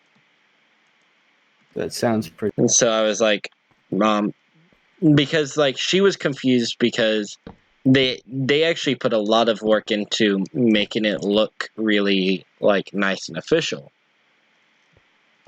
But they did not have the proper email address and everything like that. And so she started freaking out because she had already put in her account information for her Apple account, Yeah.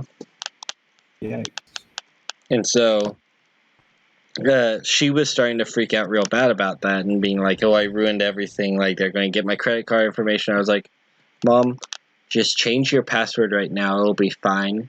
And she was like, yeah, but now they have my information. What if they got in the 5 minutes that it took me to reset my password? And I had to show my mom that if you log in on a different device, Google will tell you. Yeah. So I was like, don't worry about it. Yeah, they'll tell you. Mm-hmm. Okay.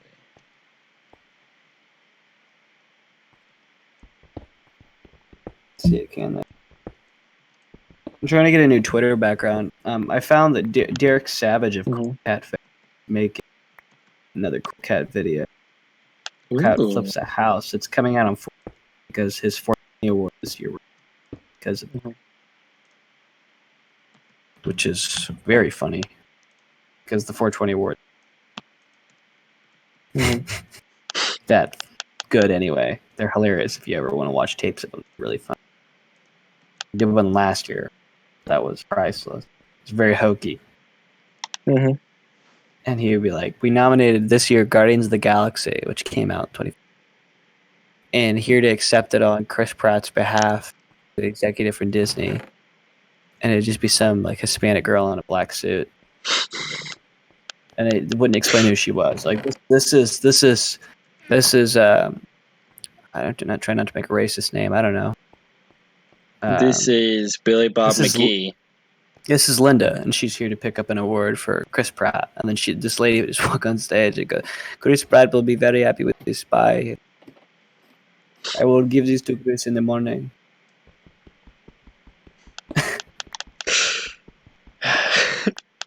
You know what I'm saying? It was that kind of like where it's like, are you really going to get where that it's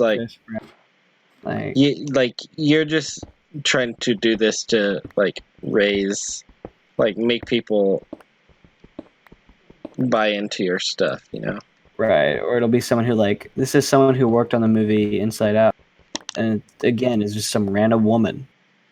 Mm-hmm. She's like, I will be sure to give this to the cast. Who are you? What are you to this movie? Are you not going to explain yourself? I'm not going to give any sort of speech. Just they do for a second, right? They do, and then that's what they say. They say like 4 sentences, and then they say, "I'm accepting this so and so's behalf," and then they leave. It's really goofy, especially when it's like these big studios, and the 420 Awards is defined to a year, so it's not like the movies from that year. It's just whatever nominees Derek decides to put up. Yeah. So it's just like, this is what I want, Yeah, he'll be like, the people who won the awards this year are Ferris Bueller's Day Off, Blade Runner, 2029, 2099. Yeah, whatever it's called. I don't know. It's a movie. Let me get a better example. We have Ferris Bueller, Blade Runner, Avengers Endgame, Citizen Kane, Trip to the Moon, Ant-Man, 10 Things I Hate About You, Star Wars Episode 3, Dolomite. Like, there's no rhyme or reason to the year or the era. Mm-hmm. It's just anything. Yeah. Absolutely anything. It sounds... So who does this? Derek Savage, the guy who created Cool Cat. Mm-hmm. You know Cool Cat? Yeah, I know Cool Cat. Derek does it, yeah. He's a loon. He's crazy, and he does it. The And they're in 420 Vegas. awards. They're in Vegas. They've only happened once. So this year would have been the second annual 420 awards, but it was canceled. The voting, I think he'll still use the nominees. He might postpone it, but it was supposed to be on 420. It's live streamed to YouTube in Vegas. Supposedly, I think it was in LA the first time. He's lying. Yeah, but in Vegas. If I can find the full stream, I might actually look it up and send it to you sometime. Derek is very aggressive about copyright strikes, so we probably couldn't do it on the show. But it would just be a fun thing to watch.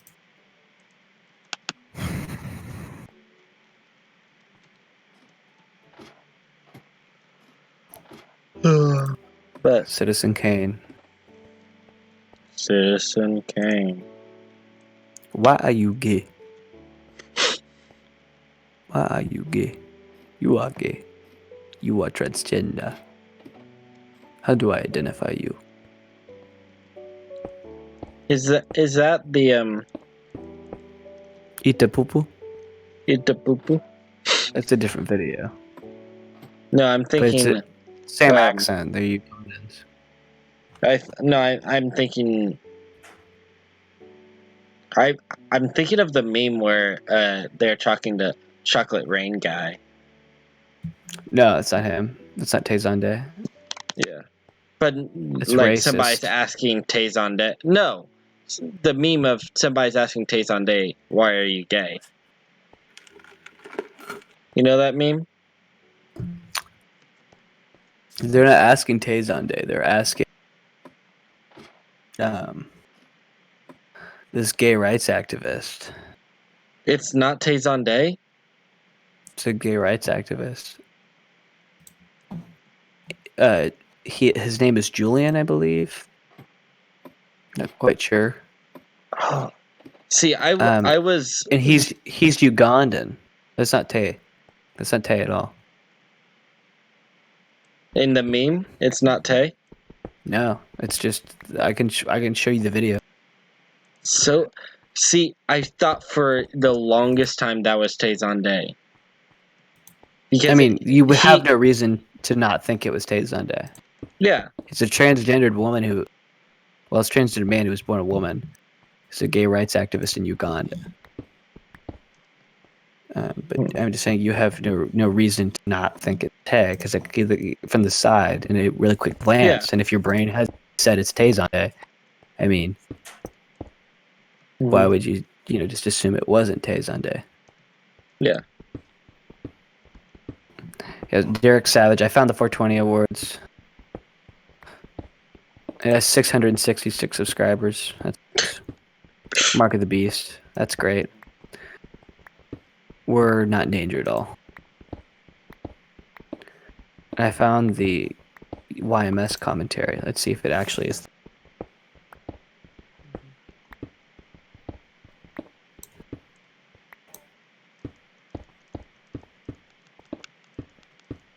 Oh, sweet. Yeah. I could watch the full commentary. That'd be fun. Add that to my... And I mean, what else do you want to talk about, man?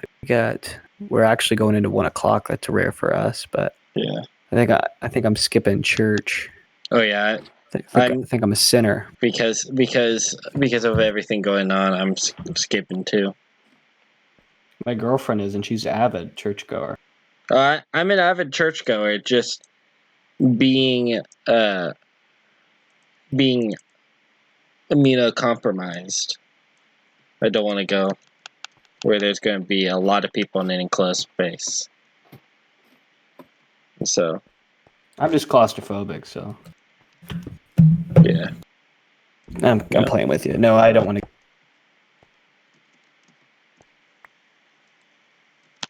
It's funny to me because everyone tonight, when I saw the show, was trying to be friendly toward the whole I don't want to spread it deal. Yeah. And some people didn't care, like me. A lot of the young people said I don't care. And I respected them a lot more because, like Like some 40-something who hugs me, probably not going to carry. Mm-hmm. Or some.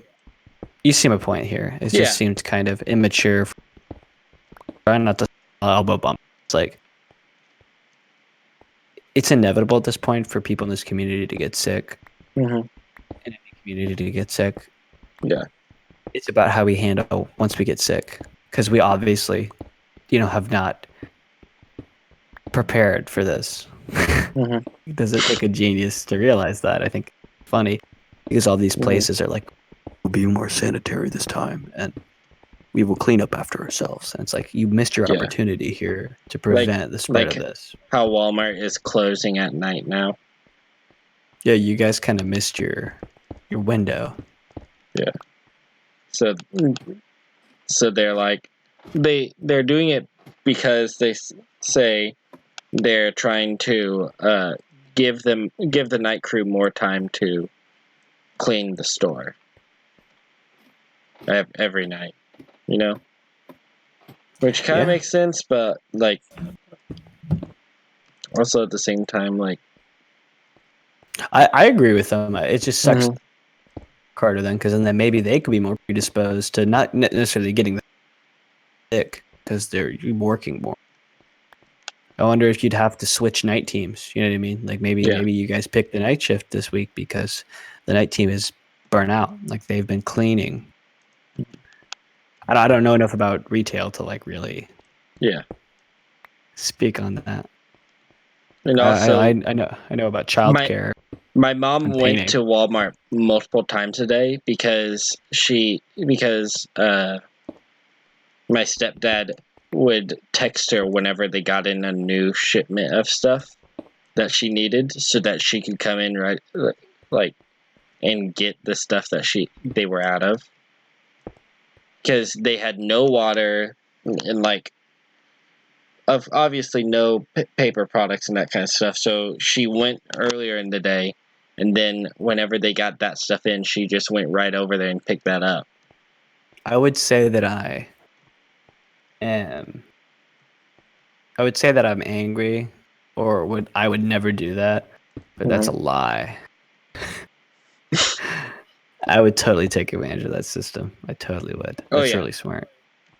Oh yeah, I don't blame her at all. If I had the privilege of doing that, I probably would. Totally would take advantage of that time.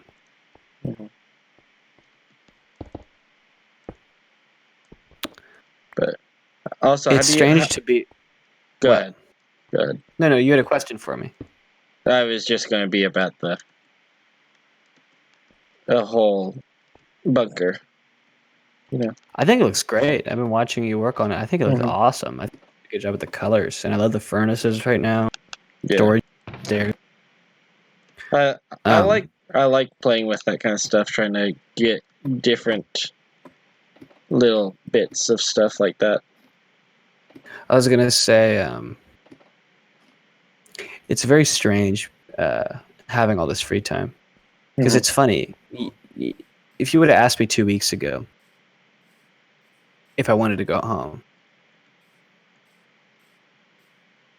I would have said, yeah. Send me home. You know what I mean? Before all this had happened. But because I was kind of settling in and getting ready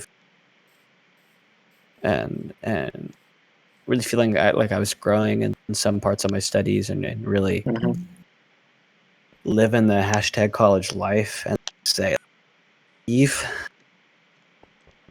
Yeah. I didn't really leave seriously. I left very quickly. Bus. I really didn't see. I purposely did try not to talk to a lot of people I didn't want to say goodbye to, because it's like, I don't know if I'm coming back. We all don't know if we're coming back. Oh yeah. Not in a morbid death way. I'm just saying in a we don't know if we're going to be here the rest of the semester.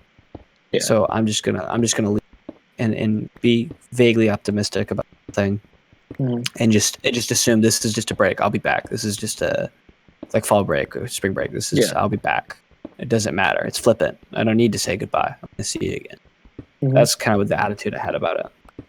Yeah. See, for me, I was kind of in the same boat because it was like before I left, I was like everything was kind of like working out in a like not working out, but like kind of finally settling in. Like, okay, I'm ready for the semester. A little late, but I understand. But you know what I mean. Like, not that I wasn't ready before, but like it was just like, okay, let's tackle this head on. Almost emotionally ready. You're taking it seriously. Vibe. Yeah. And so like there was that, and then like literally every day the week before we left, there was a group of people that people just came to my room and were like hanging out, and just like that seems like a little thing, but it was just like people would just come to my room and just be like, "Hey, can I hang out?" And just like there was always like 2 or 3 people in my room. And the funny thing is about that is like having company, having people over, and you realize not alone. Yeah. Rather spend time with you. Mm-hmm. You know, I mean that's all stuff we. Anyway, but I mean in a more like literal sense. Mm-hmm. Like, yeah, that person's gonna want to spend time with me. That's really cool, in a way. Yeah. That person actually wants to spend time with me, or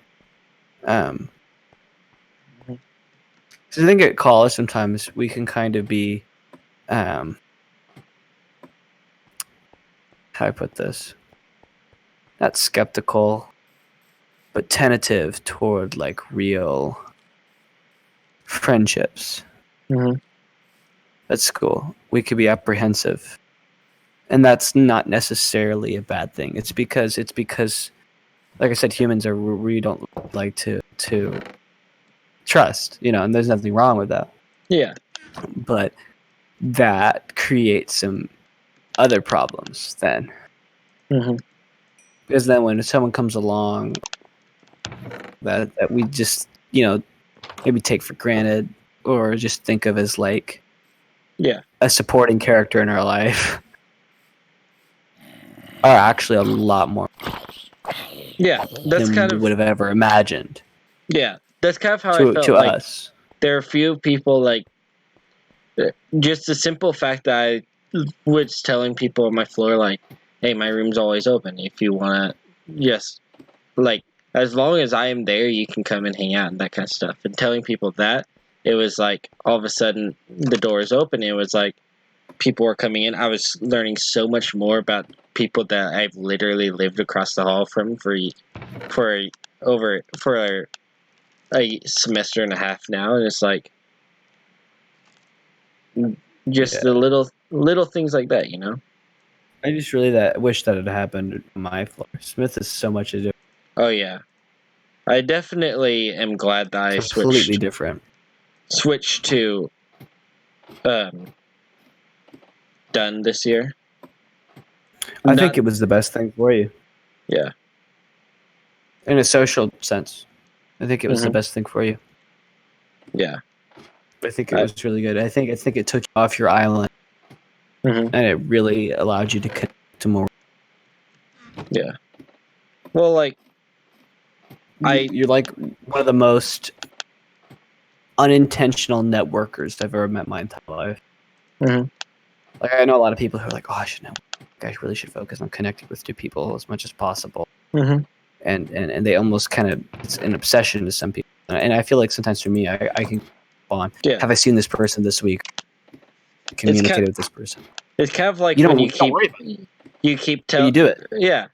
It's kind of like when you keep talking to me, like how I know everybody on campus. It's like it doesn't feel like I know everybody on campus, but it's one of those things where like I can walk through campus and say hi to like 20 different people, and it's just like, yeah, that's just what's his face from class or something like that, you know?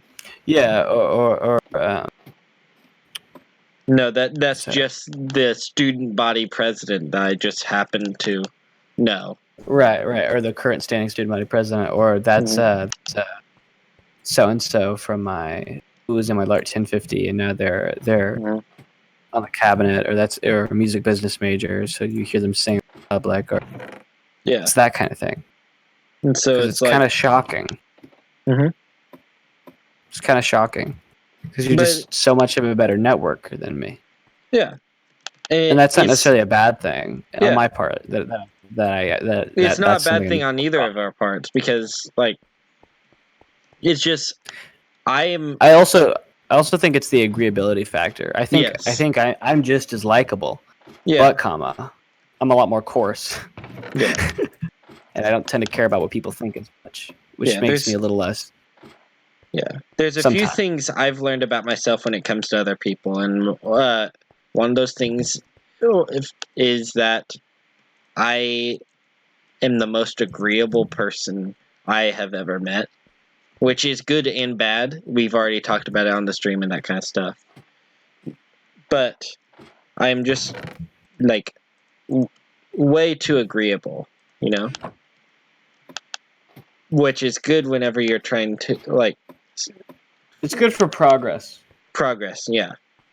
That's a good way to describe it. And so there's that.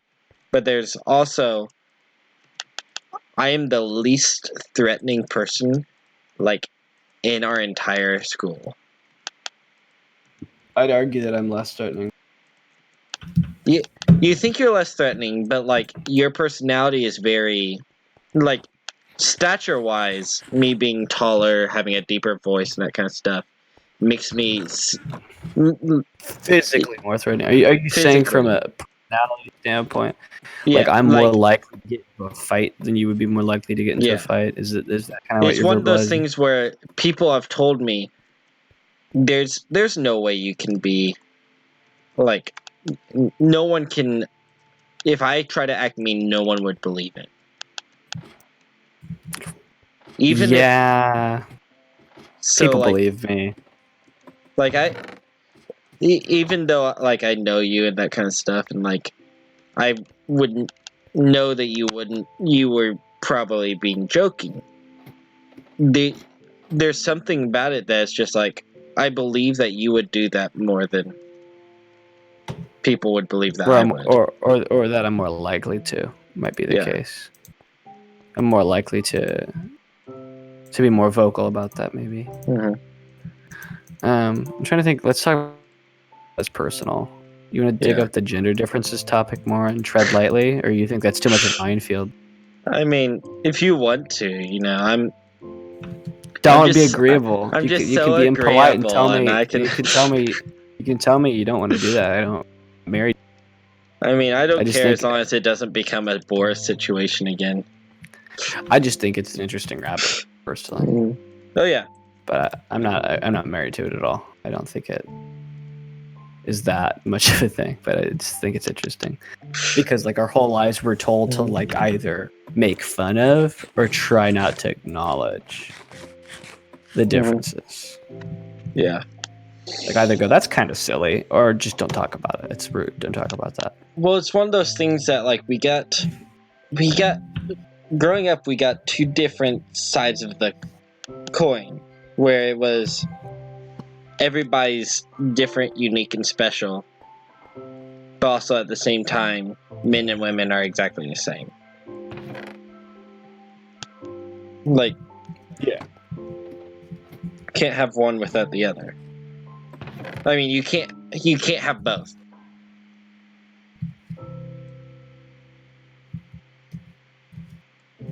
I'm making signs outside the bunker. Super secret Corona bunker. Super secret Corona bunker.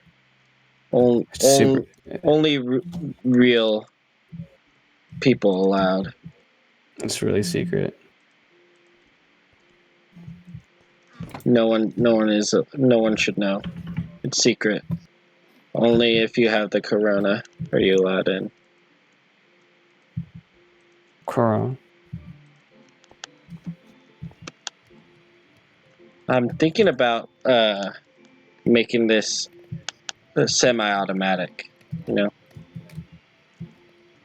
Which, now that I've already placed all the coal in, makes it kind of pointless. I made an ooh face on inside.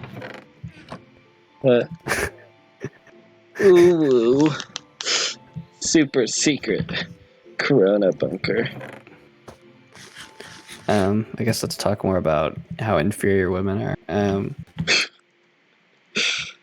Women are much better communicators. Women. Yeah, we I've talked probably about talked that. about this issue before. I watched a PregRU video and I pretend I'm woke, but about how the classroom is kind of created to benefit girls. Do you believe that to some degree that the classroom feminizes boys a little bit? I've seen that. There's parts of me that's like, especially the big thing they were hitting on was the books.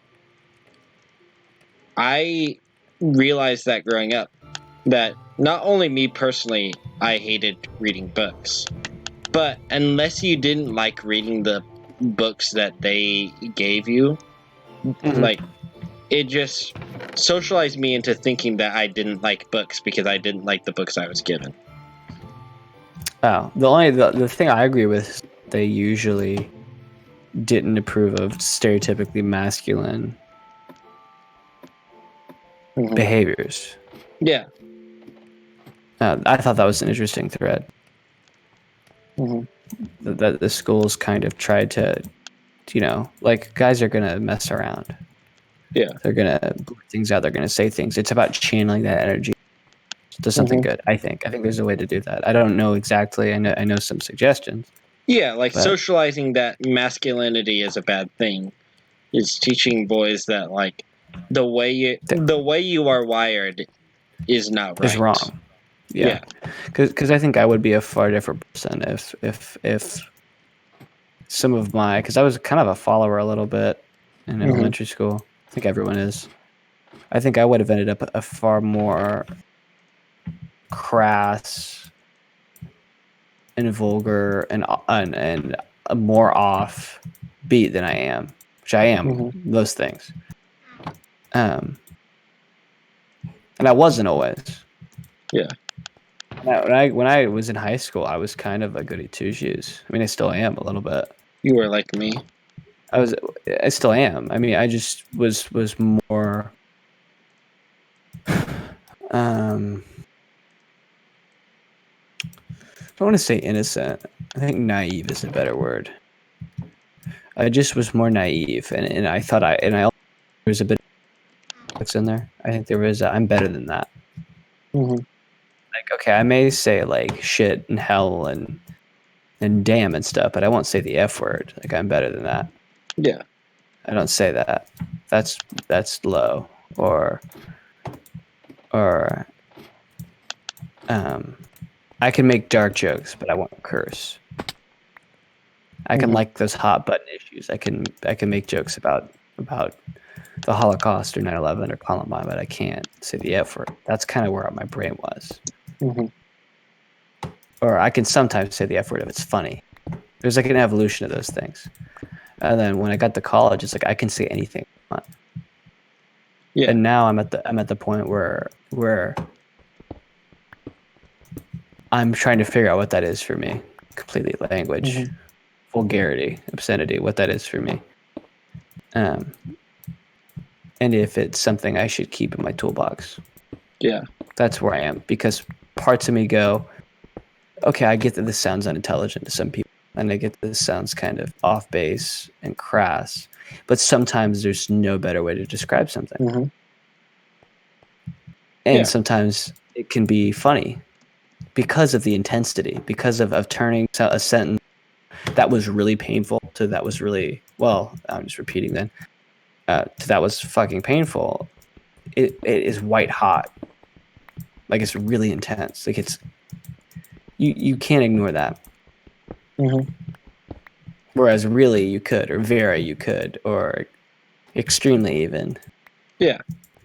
It gives it an emotive context that those other words don't. Yeah. So I think that's an interesting argument. And in psych they talked about why cursing exists. kind of, and the different types of cursing and the rules kind of to cursing, and that adults expect you to expect. I guess I am turning into Derek Savage. Expect you to know these things, and they don't tell you them. There's kind of a system, which I had no clue. I thought they all just that's bad. There aren't degrees to it. Like types of swearing. Just thought it was, and Jillian probably can enlighten us more.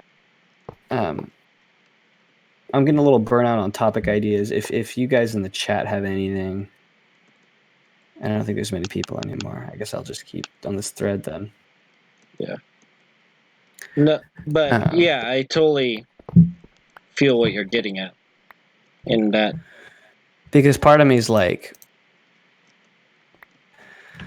I understand that what I'm supposed to say is to say something about me as a person or my heart, but none of those things, none of those aggressive, vulgar words line up with my behavior. So how does that say anything about my character? Yeah. When it would never line up with my character, if that makes any sense. Like when I would make jokes about being racist or prejudiced to people of color, does that mean then that I am a racist? Do you get what I'm saying? Yeah. That's how I feel about it. It's like, is it really indicative of my character if I say something? Or does it already make me seem like that type of person to... It's a weird paradox. It's a slippery slope. And I'm not sure what it is yet. And I think that's okay that I don't know what it is. I mean, it's kind of the point of being young, is figuring things out. Yeah. And learning what things are for you, or what they're supposed to be for you, I think. Because just because someone else has a belief about something doesn't mean you necessarily have to share it. It's kind of like where I'm at, where I don't cuss, but also at the same time, like, I acknowledge the idea that, like, cussing isn't inherently bad. I believe it's when it's context. Yes. Is my belief. I think in the context of a joke or an extreme emotive situation, I think that, but if you're using it to hurt somebody else, I'm not sure I support it then. Yeah. Like, the few times I do cuss is literally the only reason is to make a joke out of it. Because sometimes there's only, you know, word, like a word that can... I just think it's funny.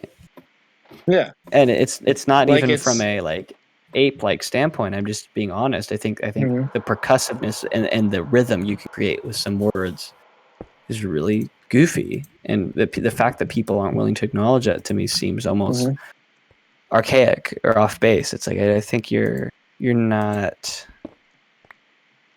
seeing the full enchilada here.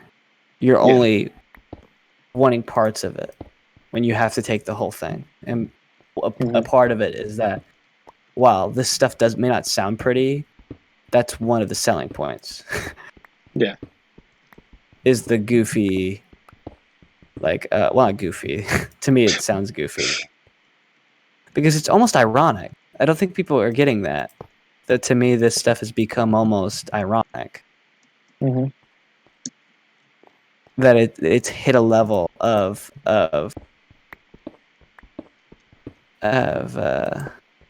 word. I don't know. Self-awareness? That's what it is, yeah. Meta humor. That when I say these words, it's almost like I don't really. At all. And sometimes I do. That's another thing. That's another problem is I start to break my own. And that's what I'm kind of more concerned about in my personal life, is like, I set out these rules for myself. Have I broken it? That's kind of defeating the purpose of these guidelines of, like, okay, you can curse in these select contexts. And then I go, well, I just wanted to walk down the street. Doesn't say anything, really. Mm-hmm. It's just there. So that's something I need to look into. Yeah. Okay. And I think a lot of people need stuff like that. Need to look into things like that. Oh, yeah. How to make that easy. Sorry, I'm brewing stuff right now in game. I can make some potions for the bunker if you want. Yeah. We can make a different floor for that. Maybe not today though. It's getting. Once I finish this up, we can just wrap up soon. Yeah. I'm just finishing up to where after we place things in, they will just automatically be piped to a chest. Sweet. Which I love doing that kind of stuff because I hate it takes so much time just to move things in Minecraft. I am very archaic. I'm just lazy. I don't really mind it. I'm gonna make splash potions of healing. I need some powder.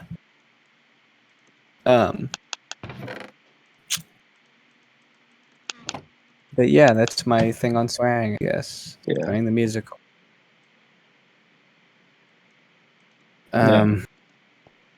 Like, what should be our last topic, man? Are we still on swearing? Our last topic? That should be our last topic. You know what I think? What? Remember that one time I was talking about how this babe. About what? You're starting it all over again, aren't you? I said the Sonic universe is full of babes. The what? I said the Sonic universe, it's full of babes. And when I was a lad, I used to get pretty excited. Yeah. About these babes. I'm tempted to look up some NSFW stuff of said characters right now, just so I don't do it later. Be curious to see if the art has gotten better. I actually am curious now. I'm bi-curious and horny. Let's see. What should I look up? Amy Rose. NSFW? Is that just what I should look up? Because I don't want to look up, like purposefully look up. Sonic babes. Ooh. Ooh. She doesn't have nipples in that one. That's kind of concerning. And her coloration's wrong. That's kind of on the money of what I got turned on by as a wee lad. Let's see if I can find any that I never seen. See if it'll screw my brain up, take me back to when I was a child. Yeah. Okay. The furnace part of the bunker's done. I got one of her pooping and peeing. That's pretty hot. Oh, that's so hot, dude. She's moaning. I wish I was joking. Why is this fan base so weird? Just give me something. Are you still in the game, by the way? No, I'm not. I could log back in if you want me to see. I don't really... No, it's not really anything. It's piping from the furnace to the chest now, so it's but yeah, I feel like that's smarter. Okay, sorry. I found a way to get better Amy grossness. Rule 34. What am I doing? Amy Rose Rule 34. Oh, that worked way better. Let's see if there's anything. Sonic's got a big penis in that one.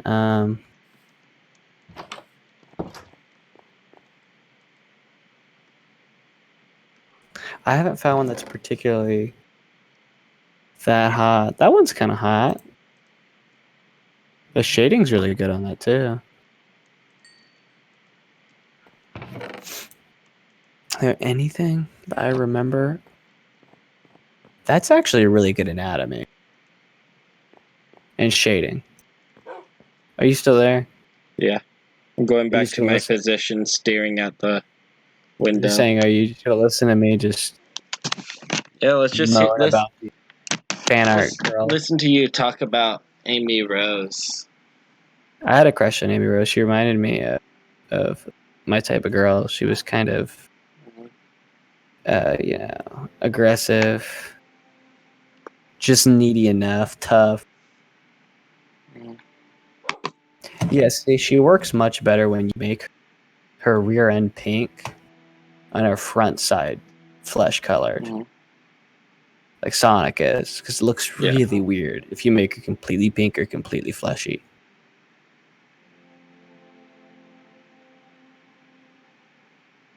All right, I've spent enough time in it. So for the longest time, I wasn't getting any chats, and I just assumed that no one was talking.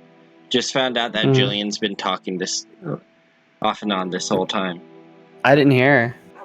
I like the background music that's playing as you list movies. That was me. I was listening. What are we enlightening? I think cussing can be used tastefully and doesn't necessarily involve character. I think it's similar to whether a person has a ton of tattoos. Is their character any less than someone else's? I also hate how taking God's name in vain is so much more normalized than cussing. She's still listening. I totally agree with that, Jillian. That is definitely something I believe very strongly. I will never say, I'm not, well, there is no river so long it doesn't contain a bend, but yeah. But yeah, I will never say OMG. I feel like that is, well, I know what you mean. Yes, I feel like that GD is worse to me. Yes, I feel like that is very disrespectful to God. That is very bothersome for me. That, GD. That is definitely like worst of the worst for me, because it's like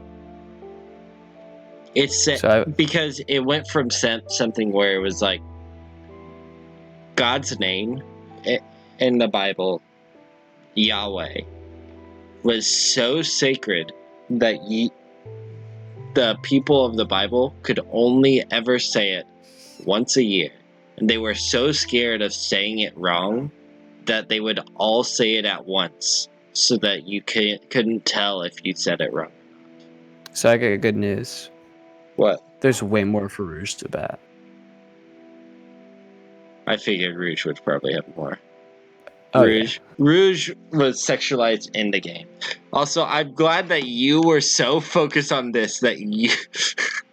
I was here going off on a tangent about God, and then you were like, so... Rouge the Bat. Some of this is pretty good. Mm-hmm. Like the style, the coloration. Yeah. It's really good. I like it when it looks like it's in the Sonic X or like Dreamcast era style. Mm-hmm. So your brain almost goes like, wait, was that? Mm-hmm. And the anatomy is really close. Yeah. Like it looks like you just stripped the character. So your brain really for a second goes, wait, did that happen? Wait, no, that's gross. What? It would never happen. Thank you, Jillian. I found a really good HD one here that's like shaded like masterfully. That is correct, Brady. Some of us were having an important discussion. This is an important discussion. We're talking about how the Sonic universe has babes. This is an important discussion. You know it's an important discussion when I'm standing here watching the moon set. Are Amy's arms flesh color? I think they are. I don't know. That's a good one too. It's them in a sexy bath. Mm-hmm. Yeah. These creeps are really good at this. I would never get aroused by this. Why would I get aroused? I'm not aroused right now. I'm just saying. As a child, I was never aroused by that. That would be gross. Yeah. Any closing statements you have while we're gonna leave here? I'm stretching. Hey kids. Don't vape. Okay, you heard it here first, kids. Wait. There's more. Don't vape. Looks lame. Smoke. It looks way cooler. You heard it here first, kids. About the erection? I'm lying about the erection, Dylan? Yeah. I'm not. I have to pee. I physically cannot. Like, I could touch it right now, and I cannot get it to grow. It is so flaccid right now. That's Because just... I have to urinate. Yeah. So, anything else anybody else in the chat wants to say? I don't think know. it's just her. Well, there's 5 people. So, what do you want to say, Julian? I'll let you get some final words too. Jillian, do you have one last question maybe for us? Maybe, Yeah. and then maybe we can close off then You, that our guests are satisfied. Yeah. And we will be back in a... I don't know when, but we'll be back later this week. Probably when the week starts. Yeah, probably we're gonna release a schedule. Yeah, probably like Monday. Yeah, that's what I'm thinking. Yeah. Come on, Joe. Come on, Joe. Come on, Jillian. We're waiting on you. Give it to me. Give it to me. Give it to me. Give it to me. No. I'm interested. While we're waiting, we can talk about the fact that later in the week we're going to be playing a Chris Chan dating game. I'm excited about that. Yeah, me too. Eternally excited to end Chris's love quest. My phone just died, so you'll have to read the... She says, how do you plan to spend your day tomorrow? Answer. I'll let you answer first. Okay, so for me, wake up, not go to church because I'm immunocompromised and being around that many people in enclosed space is not safe. So, not go to church, feel bad about it, probably. And then I'm going to probably play some Stardew Valley. Actually, I want to, since I have so much time these next few weeks, record some actual videos. I've been having a few ideas rattle around in my brain, so probably if nothing else, write a script or something like that tomorrow, and then so official. Probably something along those lines. If I'm bored enough, I might even do a short solo live stream just to get warm maybe in the day. Yeah. Yeah, if you were to do it, I might come in depending on time of day. Yeah. I usually like to take Sundays as a burner anyway, where I try not to do any work. Like, I really take it seriously as a Sabbath. Yeah. But when night comes around, I really get antsy. Mm-hmm. Yeah, I really get antsy. So if the night comes and I'm just not really tired at all and I just feel like I need to do something, I'll probably do a short stream. So let me answer this question since you went first and there's no worries. I'm going to use it as a burner day. I spend a lot of time with my family. I stay in most of the day, depending on the weather. And yeah, that's pretty much it. Yeah. And really, then she asked us to, she said premarital sex, much better than postmarital sex. Postmarital sex. About it. Listen, postmarital sex is the best. Premarital sex has nothing on postmarital sex. Look, postnatal sex is much better. Prenatal. Postnatal. I feel like I have no evidence to... I think prenatal would be better because I've heard there's a time when women are pregnant where their sex drive is up early on. Yeah. So I feel like it can actually be healthy for them to do that. I learned that when I saw The Musical Waitress, because the lead lady is pregnant. She has an affair while she's pregnant. But it's very early on in her pregnancy, so there's no consequences for it. Yeah. And the gynecologist who she's having an affair with says body a little bit because you can I forget what the reason was. Anyway, she asked us, what is one thing you've always wanted to do but never found the time for? You go first. something I've always wanted to do but never found the time for. I think she's implying like a hobby. A hobby? Like Reading. A skill or hobby that you've... Okay. Reading is something I've always wanted to do. But either A, never had the time for, B, never had the motivation for, or C, yeah.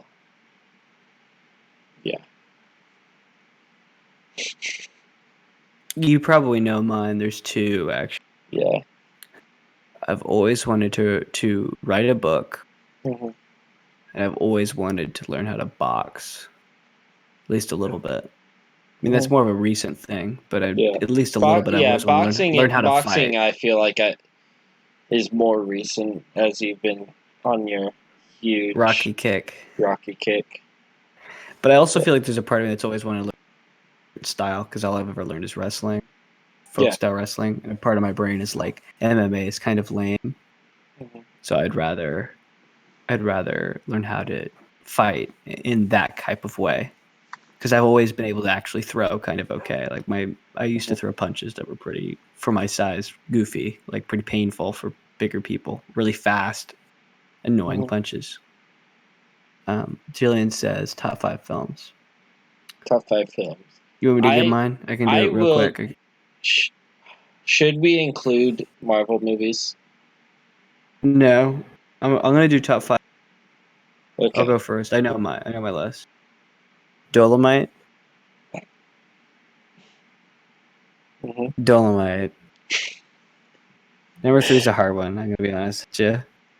Dolomite. Yeah. Dolomite. And number 5.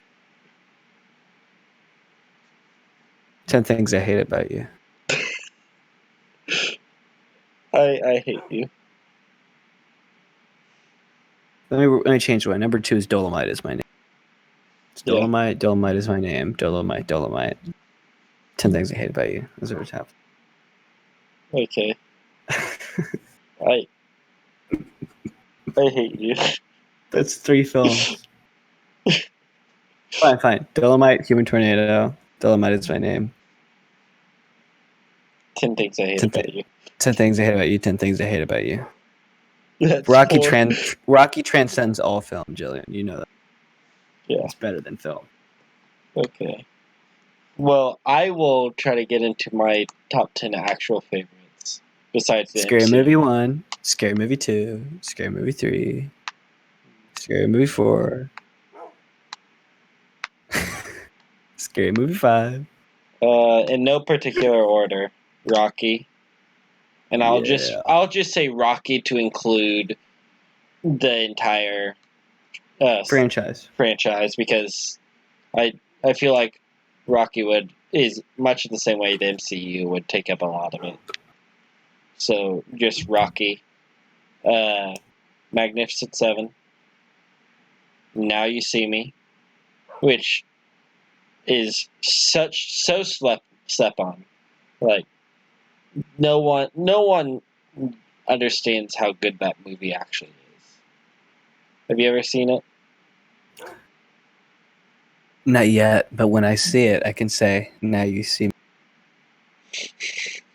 Yes. That wasn't funny. No, it was hilarious. I can attempt to give a top 5. Anchorman. And what would be number 5? I'm trying to exclude comedies. Yeah. The movies that aren't inherently... I'm only including Anchorman as a comedy because I feel like that is my top comedy, you know? 100%. Wait, 60% of the time it works. Every time. So that doesn't make any sense. There's those 4. I feel like there's one more I'm not thinking of. Like I got a list right now, man. I think I could. Okay, come back to me and I'll give you my later, and I'll give you the 5th. In no particular order: Rocky, Jurassic Park. Mm-hmm.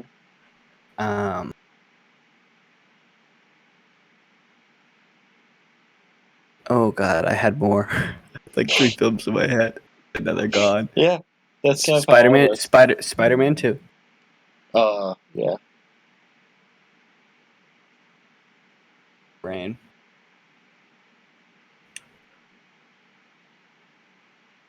Pretty much everything in Pixar's catalog. If I had to narrow it down.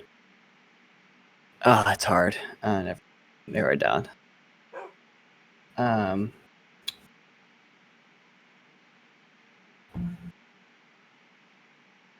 Dead Poets is pretty good. I've never seen Dead Poets. You'd like Dead Poets Society. It's really great. I'm trying to think of other movies that have like really stuck with me, really enjoyed. No Disney movies besides Pixar? I'm trying to really stay away from Disney. Easy. I grew up with that, so it almost... Episode 5 of Star Wars, I mean, is up there too. Yeah. Is that 5 of them? Yeah. Okay, I got it now. So I'm going to replace Magnificent Seven with Episode 5. That's a good choice. Because I love Magnificent Seven, but like now that I think of it, Episode 5 deserves that spot. Episode 5 is the only Star Wars movie I own. It's the only one I have on Blu-ray. Yeah. And then So much I like that movie. I thought so much against using the MCU that I didn't even think about the Sam Raimi Spider-Man. So Spider-Man 2, yeah. Yeah, man, that's great. The only two that are this, though, actually 3 of them are the same for us. The only ones that are different is Anchorman and Now You See Me. And then you have Jurassic Park and Dead Poets. I mean, Tommy Boy and Anchorman are like right under that. Yeah. And I know Tommy Boy is not critically better, but I just enjoy Tommy Boy so much. Oh, yeah. And for you, I know that's also a lot of, like... It's an extremely personal movie. Yeah. So, yeah, for me, I've seen bits of Tommy Boy, but it's also, like... That wasn't... Like, Anchorman... For me, it was the first movie that it was like, I want to watch this because I want to watch it, you know? Tommy Boy I grew up with. The same with Rocky. Things in. Rocky was the first movie. Rocky and Anchorman were the first 2 movies where it's like, I'm going to watch this because I want to. Because I know, like, my mom was like, Rocky was okay. She didn't really care too much. And then Anchorman, she was totally against watching it. She thought it was going to be stupid because she doesn't like Will Ferrell movies. And so you see, I'm in the camp of a lot of these movies. I contextualize, like Spider-Man always find you. Oh yeah. And one of the movies I was going to talk about that I picked out, watching the Terminator for the first time, really vividly. I also remember watching Die Hard for the first time very vividly, and it stuck with me. Die Hard, I talk about good. Yeah. On Die Hard because biggest insecurity. Fish, what's your biggest insecurity? Biggest insecurity? Is it your penis because it's so giant? You're insecure about it. It's your biggest insecurity. Yeah. No. It's my insecurity. It's kind of similar to what we talked about last time. My biggest insecurity is probably... It doesn't have to be actual biggest. It can be 2. Yeah. Yeah.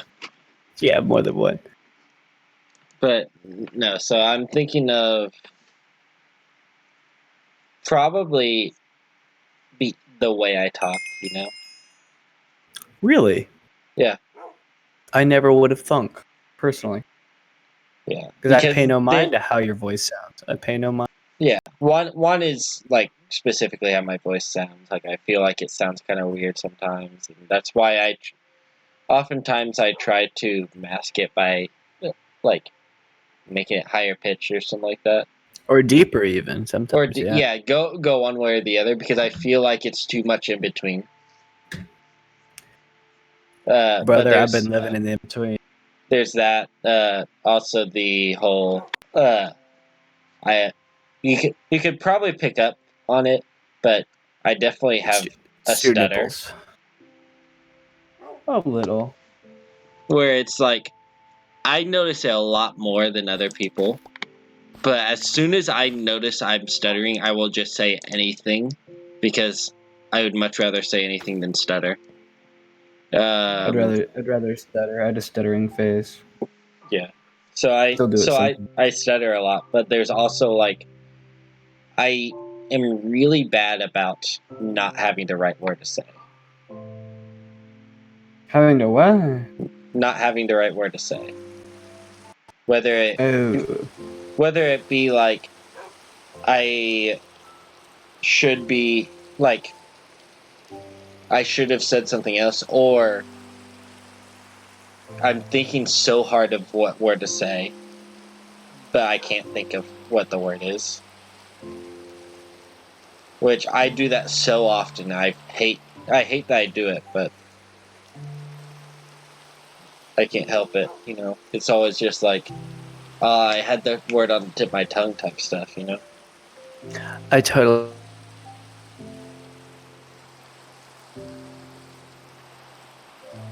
Brady?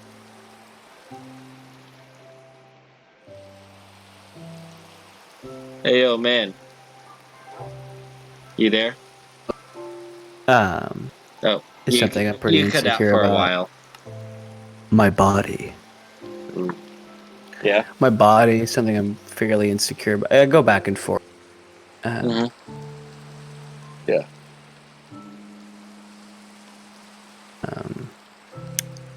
What else? That's the big one. Yeah. And like, I totally get that. I definitely used to be. I still kind of am like that, but like I remember in high school always thinking my chest had to be bigger.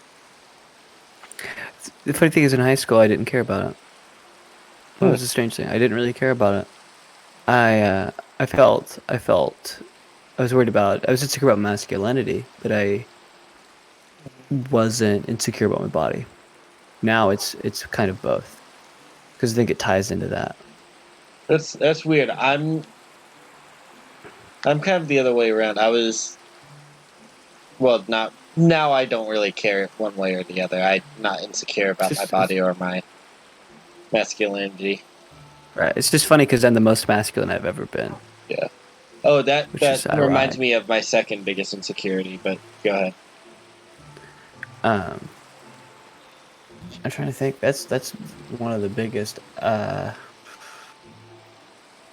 I try not to think about them, so I feel like I'm digging up repressed thoughts. My talent. Sometimes and Jilly knows this, I'm very insecure about what I bring to the table as an entertainer, and if I bring anything to the table sometimes. Because, sometimes you can almost feel like you've convinced your talent, or you spend so much time with other people who have different talents that you start to tell yourself that because I am not like them, because I'm unique, I am not talented. Because if that is what talent is, I don't have that. If that makes any sense. I get that. And that's totally short selling myself for talents I do have that they don't have, and vice versa. It's not fair to compare. It's just not. Yeah, I definitely get that. I feel that way about quite a few things. My height can sometimes be a form of insecurity. My penmanship, my fine motor skills can be insecurity, and sometimes my mouth, putting my foot in my mouth, is something I am insecure about many a time. That's more of a recent thing. Yeah. But because as I've gotten more of a backbone, I tend to get more erratic about things, and I'll fly off the handle and say things that Brady a year ago wouldn't have said because he wasn't as comfortable. But Brady now will go, that was a little immature, or that was a little indulgent there. You shouldn't have said that. I'm very insecure about being replaced. I'm a very jealous person by nature. I'm possessive toward people. I'm better about it now than I've ever, but I am very possessive, especially when it comes to romantic interests. I'm very possessive. I don't like the idea of. Yeah, it's just pre-wired into me. I'm much better about it now. But yeah. Yeah, there were a lot that you brought up that sparked a lot more in me. Like, one, the masculinity thing sparked, like, my whole... I, like, really felt like growing up... I need to turn the sound down a little bit. But I really felt like growing up, like, there was so much that all these boys knew that I didn't know. Like, it kind of goes along with, like, not really having much of a father figure growing up. Like, I never had somebody to teach me anything about cars or how to shave or how to start a lawnmower. I had to teach myself how to shave. I had to just kind of figure out how to start a lawnmower type stuff. Like, which, like, those are little things, but you don't think about it. You they really add don't. up. And so it's one of those things where, like part of it is, like, I'm really adaptable, so it's like I can just be like figure out on my own type stuff. But also, like, I would love to know about cars, but I had no one growing up to teach me. Or hunting was a big thing in my hometown, where it's like everybody went hunting with their dad. Well, like, I couldn't really do that. So it's like so, like, when people talked about guns or hunting or that kind of stuff, it was always like I felt like, I don't know what you know, which kind of made me feel insecure. Like, everybody knows this thing and I don't. I felt that way about pop culture as a child because I grew up really sheltered, not super sheltered, but sheltered enough. Because my parents, still want me to be exposed to certain things. And then I got to the age when I should be exposed to certain things. Sure. So I didn't seek it out. You know what I mean? If I didn't watch Rambo at age 10, I'm not going to watch Rambo. That's how I am about a lot of things right now. It's like I realized I was doing a puzzle with my mom that was going over a bunch of classic movies. It's like I've never seen a lot of these classic movies, and in a lot of ways, like, I'm too scared to admit that I'd never seen them. Yeah, me being such a movie aficionado, study the movies I don't know, so that when they're in the pop culture consciousness, I can talk about them, like Citizen Kane, and I haven't actually watched all of Streetcar Named Desire, but I've read the play and I've seen the play, so I think I know the movie okay.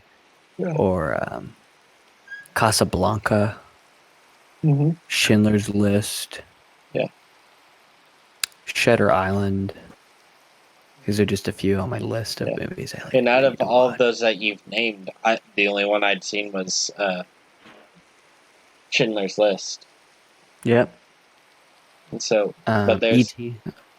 I've seen E.T. I was afraid of E.T. as a kid. I saw E.T. E.T.'s design is very bad. I get why I was afraid of him. I could go on, but yes, it would cause me when I was older to go, why didn't I watch whatever? That would have been a good thing to watch. Looking back, it's also one of those things where, like, I don't want just having a general knowledge of everything, but I want to. Somebody pointed this out to me the other day, but I am in every fandom. That's a really good thing. But that's a good thing, but also it's like one of those things where it's like, well, then I'm not fully into any of them, and so it's like, it's one of those things where it's like, I know more than the average person about everything, but also at the same time, it's like, it's part of me trying to back up the fact that, like, that way I can have this conversation about it with everybody, or like, look, I don't know anything about that, but I'll tell you this much. I have to whisper, and I hopefully turn the gain up so you can hear me okay. Yeah. Can you hear me okay? Yeah, you sound real good. Good. I was gonna say, what was it? we're talking about insecurity still, or fandoms. I know a lot about everything too. Yeah, that's one thing that I felt like helped us connect a lot more. I know a lot about it. I make pop culture references constantly, and people either find it extremely endearing, really annoying because they don't get the references, or they're too in depth or too surface level. Yeah, and so like, there's that. Kind of getting away from that a little bit, back to the insecurities. One of my biggest ones was always feeling like I'm doing something that is awkward and no one will tell me about it. Because I remember, like, you know what I mean? Like, I remember growing up and hearing my mom talk to her friends all the time. Like, can you believe that guy did that? Like, so it was like one of those things where, like, in my mind, I was like, well, if he's doing something wrong, why don't you tell him he's doing something wrong? And, like, seeing her talk about this person behind his back and that kind of stuff, and just kind of be like, oh, that guy's doing such a weird thing. I can't believe he's doing that. It's like, yeah, I think there's an element too of like, I to upset this person, so I'm not gonna tell him. Yeah, and so she was in a sense trying to be like, I'm trying to be kind, but also like in my mind it was like, what if that's happening to me?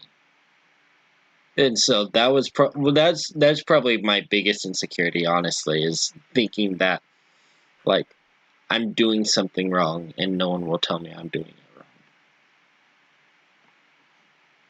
wrong. And so I'm more like that because I really love humor, and there'll be cases where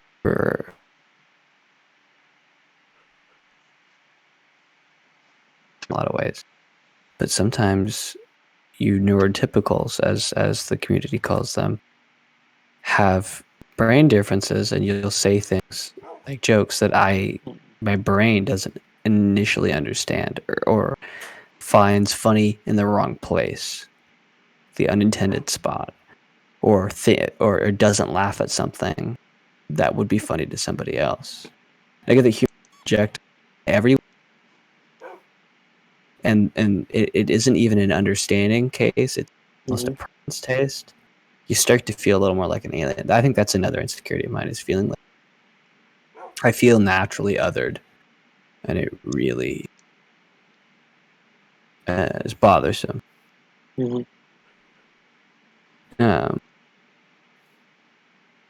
Because it's like, I get that humor reject every, but this, it's like being almost like half human. And there are days where you're like, and I think a lot of people probably feel,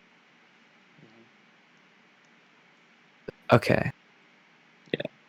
And then I feel like I had one more that was kind of lighter. Among these people. And there are days where it's like, I don't understand you guys at all. Like, I don't know what's happening. Yeah. And that can be scary to not, to feel like you don't know, or to feel like there's something neurologically disconnecting you from other people, if that makes any sense. Yeah. And not, and forgetting about it sometimes, not even, it's, that's the reason. That's how I'm about it, because it, you don't think about it until you think about it, and you go, I am different, I'm an idiot, or I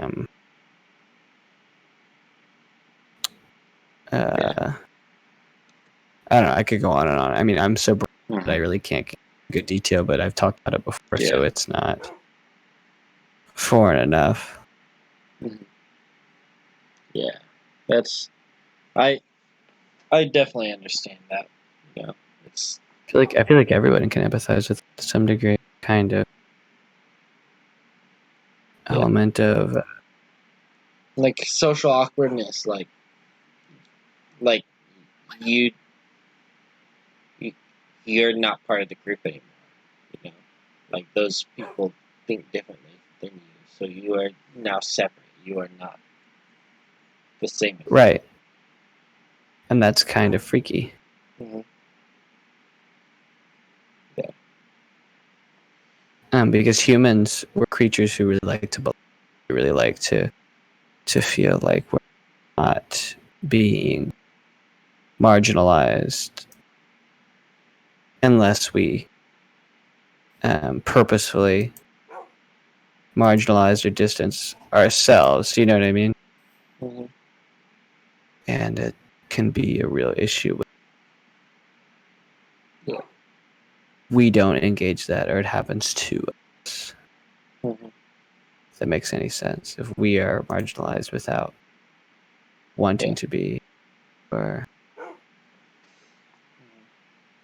And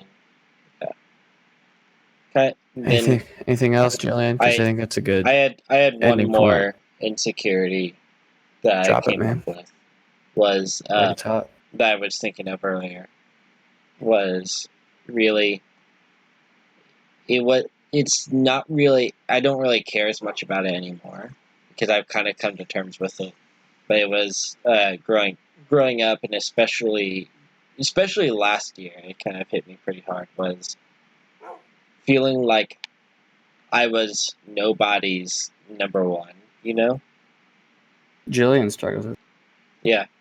Where it's like uh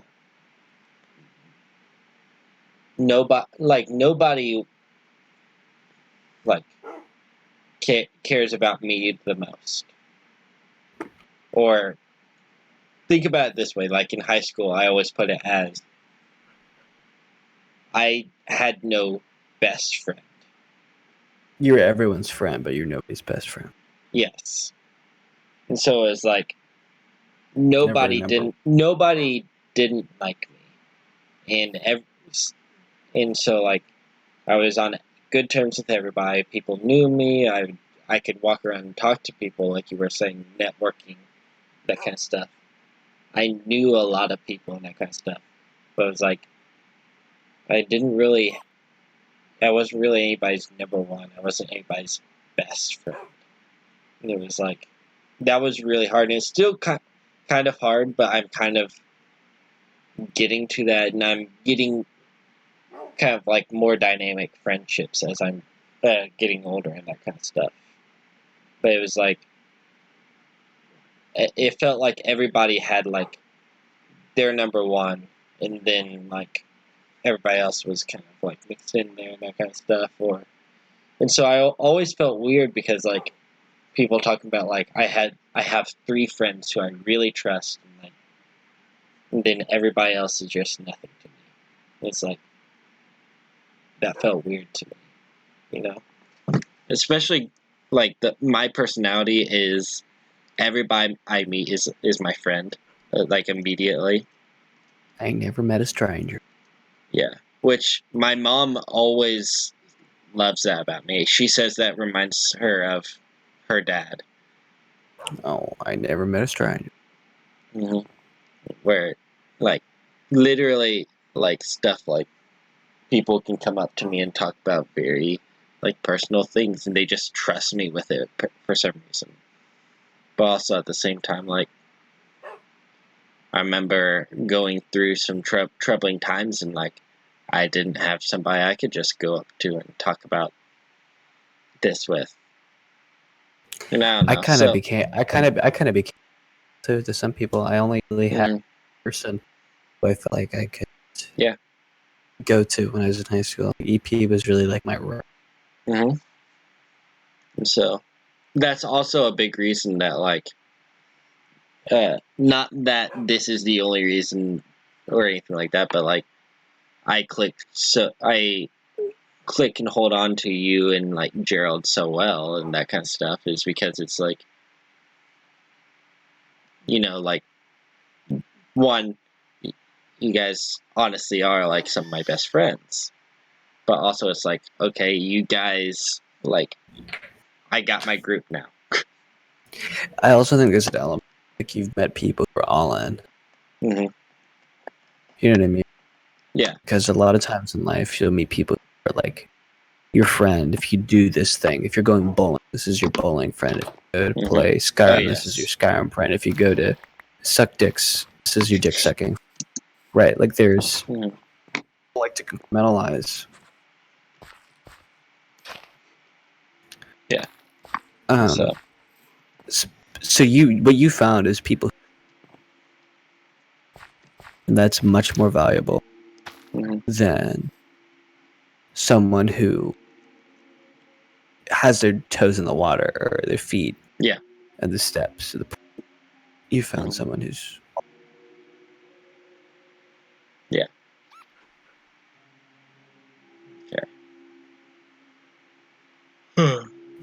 those are the best people to find is friends who are all in. Years can go by, things can change and things can shift and tragedy can happen and you go back to them and why they are adapting and changing, they're fundamentally the same person. And there's an understanding there. That's me and Elijah, as there's fundamental understanding that he could speak Spanish and I could speak Polish, but we would make it. It doesn't. The circumstance does not matter because we know that we can come back together, regroup, and go. Where the hell's all the time gone? At least we have this moment. Like at least we have each other. And it's different than a romantic relationship.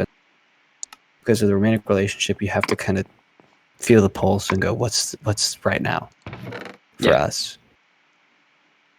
And you really can't put it on pause. And with a friendship relationship, you kind of can. And put a pin in it and check in on it. It's almost like putting something in the oven and you come back to eat it. But you got to check it out before you eat it. And I think that's the kind of place. Yeah. Yeah. Okay. Well, it's weird how now it's becoming a thing for the streams that once we get past like the 2-hour mark, it's like we gotta get deep now. We gotta talk about our lives. I don't even think it's deep necessarily. Yeah, but like like I don't even want to say personal either because like some of it is personal, but also it's just us talking about like. I mean, we've been broad before. We talked about some of the stuff. Yeah, I'll meet you in the middle. When we come back next time, I'll list and leave the deeper stuff for later in. Yeah. Yeah. Yeah. Especially since usually it's like Jack controls the first hour and then and then like the second hour is us trying to figure out like what we're gonna do now that Jack's gone. And then like it's like Jillian or somebody comes in and they like spark up more. They deepen it. Yeah. Like they're like, okay, so we were playing in the shallow end, we were playing some of the pool games over in the shallow end. Now let's go off the diving board. Yeah. Okay. Any last words you wanted to say before we close up here? As we're staring at shovel, spider, pipe, butter, longingly, table, lamp, velvet, tape, kink.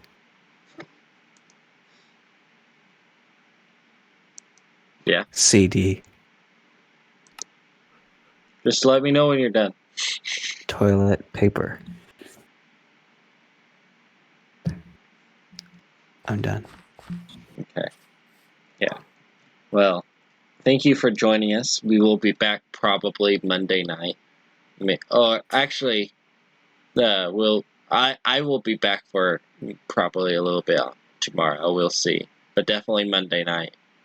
And yeah, just remember to wash your hands.